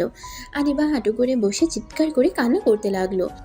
আদিত্য আদিবার কান্নাগুলো কেন জানি সহ্য হচ্ছিল না। আদিবার কাছে ছুটে যেতে ইচ্ছে করলে আদিত্য ছুটে যেতে পারবে না। আদিত্য মুখ ঘুরিয়ে নিল। 10 বছর পর আদিত্য জেলখানা থেকে বের হইলে দেখতে পেল সাইফুল চৌধুরী, রাকিব, রূপার সাথে ছোট্ট একটা বাচ্চা দাঁড়িয়ে আছে। আদিত্য বুঝতে বাকি রইল না এটা কে। আদিত্য গিয়ে সোজা বাচ্চাটাকে কোলে নিয়ে সারা মুখে চুমু দিয়ে বলল, চাচ্চু কেমন আছো? আদিত্যর কথা শুনে পিচ্চিটা বলতে লাগলো, আমি তো ভালো আছি, চাচ্চু তুমি কেমন আছো? বাচ্চাটার কথা শুনে আদিত্য কপালে চুমু দিয়ে আদিত্য সাইফুল, রাকিব, রূপার দিকে তাকিয়ে, আমিও অনেক ভালো আছি। আমার চাচ্চুটাকে দেখে আব্বু, ভাইয়া, ভাবি কেমন আছেন? সাইফুল, রাকিব আদিত্যকে জড়িয়ে ধরলো। আদিত্যকে সাইফুল চৌধুরী চুমু দিলে বাচ্চাটা বলে, দাদু ভাই চাচ্চুকে কিস দিল, আমাকে তো দিলে না। বাচ্চাটার কথা শুনে সবাই হেসে দিল। 5 জন গাড়িতে উঠে বসলো। সবার খোঁজখবর নিতে লাগলো। বাসায় পৌঁছে সদর দরজার সামনে গিয়ে কলিং বেল দিলে ভিতর থেকে রাহেলা বেগম দৌড়ে দরজা খুলে আদিত্যকে দেখে শক্ত করে জড়িয়ে ধরে কান্না করে দিল। আদিত্য রাহেলা বেগমকে জড়িয়ে ধরে বলল, আম্মু কান্না করছো কেন? আমি তো ফিরে এসেছি। এটা আনন্দের কান্না, ভিতরে আয়, তোর জন্য অনেক কিছু রান্না করছি, রুমে গিয়ে ফ্রেশ হয়ে আয়, আমি তোকে নিজের হাতে খাওয়াবো। ওকে আম্মু, আমি এখনই যাচ্ছি। আদিত্য সিঁড়ি ভেঙে রুমে চলে গেল। রুমে গিয়ে বারান্দায় গিয়ে বাইরের দিকে তাকিয়ে দেখতে লাগলো। কিছুক্ষণ তাকিয়ে থেকে ওয়াশরুমে গিয়ে গোসল করে নিল। গোসল করে আলমারি থেকে শার্ট প্যান্ট বের করে পরে নিল। আয়নার সামনে নিজের চেহারা দেখে মুচকি একটা হাসি দিল। চোখের অশ্রু পড়তেই সাথে সাথে মুছে ফেলে নিচে চলে গেল। আদিত্য নিচে গেলে রাকিবের ছেলে আদিত্যর কোলে উঠল। আদিত্য টেবিলের সামনে বসলে রাহেলা বেগম আদিত্যকে খাওয়াই দিতে লাগলো। আদিত্য রূপার দিকে তাকিয়ে বলল, কি ভাবি, সেই তো আমার ভাবি হয়ে গেছেন। কি আর করার, দুষ্টু একটা দেবর থাকলে সেখানে বিয়ে না করে কি আর থাকা যায়? তাই নাকি? হি হি হি, ভালোই করে। এখন আর আমি কিছু বলবো না, কারণ এখন তোমাদের বিয়ে হয়ে গেছে। তোমাদের ঝগড়া তোমরা মিটিয়ে নাও গো। ভাবি, তোমার বান্ধবীর কি খবর? আদিত্যর কথা শুনে সবাই চুপ হয়ে গেল। কেউ কোনো কথা বলল না। রাহেলা বেগম বলল, আদিত্য, আমি এই মেয়ের নাম শুনতে চাই না। আম্মু রাগ করছো কেন? রাগ করবো না তো কি করব? ওই মেয়ের জন্য তোকে 10 বছর জেল খাটতে হলো, আর এত ভালোবাসি বলে পাগলামি করলো। কই, ওই দিন তো তোকে দেখতে গেল না, তোর সামনে সব নাটক করছে। আম্মু, তুমি ওকে ভুল বুঝছো। ওই আমার সাথে প্রতি সপ্তাহে দেখা করতে গেছে। আমি তোমাদের কাউকে কিছু বলি নাই, কারণ তোমরা ওর কথা শুনতে রাজি ছিলে না। আমি ওকে অনেকবার বুঝাইছি আমার জন্য অপেক্ষা না করতে, ওই শুনে নাই। 1 মাস আগে আমি ওর সাথে অনেক ঝগড়া করছি, ওকে আঘাত দিয়ে কথা বলেছিলাম, যার কারণে আর আমার সাথে দেখা করতে আসে নাই, কিন্তু আমার জন্য খাবার পাঠিয়েছে। আমি এত কিছু শুনতে চাই না, আমি শুধু ওর মুখ দেখতে চাই না। আদিত্য ওর আম্মুকে বুঝাতে লাগলো। অনেক বোঝানোর পর রাহেলা বেগম বলল, তোর যেটা ভালো মনে হয় তাই কর। আচ্ছা আম্মু, আমি আর খাবো না। আমি গ্রামে যাব, বুনুর কবরে জিয়ারত করব। আমিও যাব, তোকে একা কোথাও ছাড়বো না। আচ্ছা। আদিত্য রাকিবের সাথে বের হয়ে গেল। গ্রামের বাড়িতে গিয়ে আদিত্য ওর বোনের কবর দেখে অবাক হয়ে গেল। আদিত্য ওর ভাইকে জড়িয়ে ধরে বলল, ধন্যবাদ ভাইয়া আমার বোনের কবরের এত যত্ন নেওয়ার জন্য। ওই তো আমারও বোন হয়, যেখানে তুই আমাদের উপরে একটা দায়িত্ব দিয়েছিস সেটা না পালন করে কিভাবে থাকে। আদিত্য খুশি হয়ে গেল ওর ভাইয়ের কথা শুনে। আদিত্য আর রাকিব জিয়ারত করে নিল। কবর থেকে বের হয়ে আদিত্য ওর বাড়িতে চলে গেল। আদিত্যকে দেখে ওর চাচা চাচি এগিয়ে আসলো। আদিত্য কিছু বলল না। আদিত্যর চাচা চাচি নিজের সন্তানের জন্য ক্ষমা চাইলে আদিত্য প্রথমে কিছু না বলে পরে বলল, আমার আপনাদের উপরে রাগ নাই, আপনার ছেলে ভুল করছে, আমি তাকে কবরে শুয়ে দিয়েছি। এখানে আর কাউকে কিছু বলার নাই, আমার কাছে ক্ষমা চাইতে হবে না। ভালো থাকবেন। আদিত্য কথাটা বলে রাকিবকে নিয়ে ঢাকায় চলে আসলো। ঢাকায় এসে রাকিবকে বলল, ভাইয়া তুমি বাসায় চলে যাও, আমি আমার স্ত্রীকে নিয়ে আসতে যাচ্ছি। ওকে, নিয়ে আসবি। হুম। আচ্ছা তুই তাহলে আমাকে বাসায় নামিয়ে দিয়ে যা। আচ্ছা। আদিত্য রাকিবকে বাসায় নামিয়ে দিল। আদিত্য রাকিবকে বলল, ভাইয়া আদিবার বাসার ঠিকানাটা দিবে? না মানে আমি ওনার অফিস চিনি, বাসা চিনি না। নিজের শ্বশুরবাড়ি নিজের চেনোস না? তুই ওর অফিসে যা, ওই মনে হয় অফিসে আছে। আর আমি এই ঠিকানা তোকে টেক্সট করে দেই। ও তোর তো স্মার্টফোন নাই। রাকিব কথাটা বলে আদিত্যকে ঠিকানাটা বলে চলে গেল। আদিত্য বাইক নিয়ে সোজা আদিবার অফিসের সামনে চলে গেল। আদিত্য অফিসের সামনে দাঁড়িয়ে দারোয়ানকে জিজ্ঞেস করলেই জানতে পারলো আদিবা দেশের বাইরে চলে গেছে, অফিসে আসা নাই। আদিত্য বাইক নিয়ে সোজা আদিবার বাসার সামনে গেলে তখনই একটা গাড়ি এসে থামলো। গাড়ি থেকে আদিবাকে নামতে দেখে আদিত্য ডাক দিলে আদিবা পিছনে ঘুরে তাকায়। আদিত্যকে দেখে দূরে আদিত্যর কাছে এসে জড়িয়ে ধরলো। আদিত্য আদিবার এমন অবস্থা দেখে বলল, এ কি করছো? সবাই তাকিয়ে আছে। দেখুক গা, আমি পরপুরুষকে জড়িয়ে ধরি নাই, আমি আমার স্বামীকে ধরেছি। তুমি না দেশের বাইরে গেছো? আজকে আসলাম, তোমাকে নিয়ে আসতে চাইছিলাম, কিন্তু মিটিংটা শেষ করে দেশে আসতে আসতে 3টা বেজে গেল।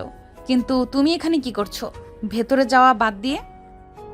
আমি আসলাম, তুমিও আসলে, ভালোই হয়েছে। চলো বাসায় যাই, তোমাকে নিয়ে যেতে এসেছি। ভেতরে চলো। আদিত্য বাইক নিয়ে ভিতরে গিয়ে বাইক রেখে আদিবার সাথে ভিতরে গেল। আদিত্য আদিবার আব্বু আম্মুকে সালাম জানালে আদিবার আম্মু বলল, আদিত্য তুই এখানে? আজকে ছাড়া পেয়েছি। আঙ্কেল আন্টি, আমি আপনার মেয়েকে নিয়ে যেতে চাই। তোমার বউ তুমি নিয়ে যাবে? এখানে আমরা না বলার কি? যাই হোক, তুমি এসেছো, এখান থেকে যাও। থেকে যাও না। আচ্ছা। আদিবা খুশি হয়ে আদিত্যর হাত টেনে ধরে নিজের রুমে নিয়ে গেল। আদিবার পাগলামি দেখে আদিত্য বলল, তুমি কি দিন দিন বাচ্চা হয়ে যাচ্ছ নাকি? আমার বয়স হতে পারে, কিন্তু আমার মনটা এখনো ছোটদের মতো আছে। তাই নাকি? যাও ফ্রেশ হয়ে নাও। আদিত্যকে আদিবা বসিয়ে দিয়ে ওয়াশরুমে চলে গেল। আদিত্য বালিশটা কোলে নিতে যাবে, দেখে তখন ওর ছবি। আদিত্যর মুখে মুচকি হাসির রেখা ফুটে উঠল। সমাপ্ত।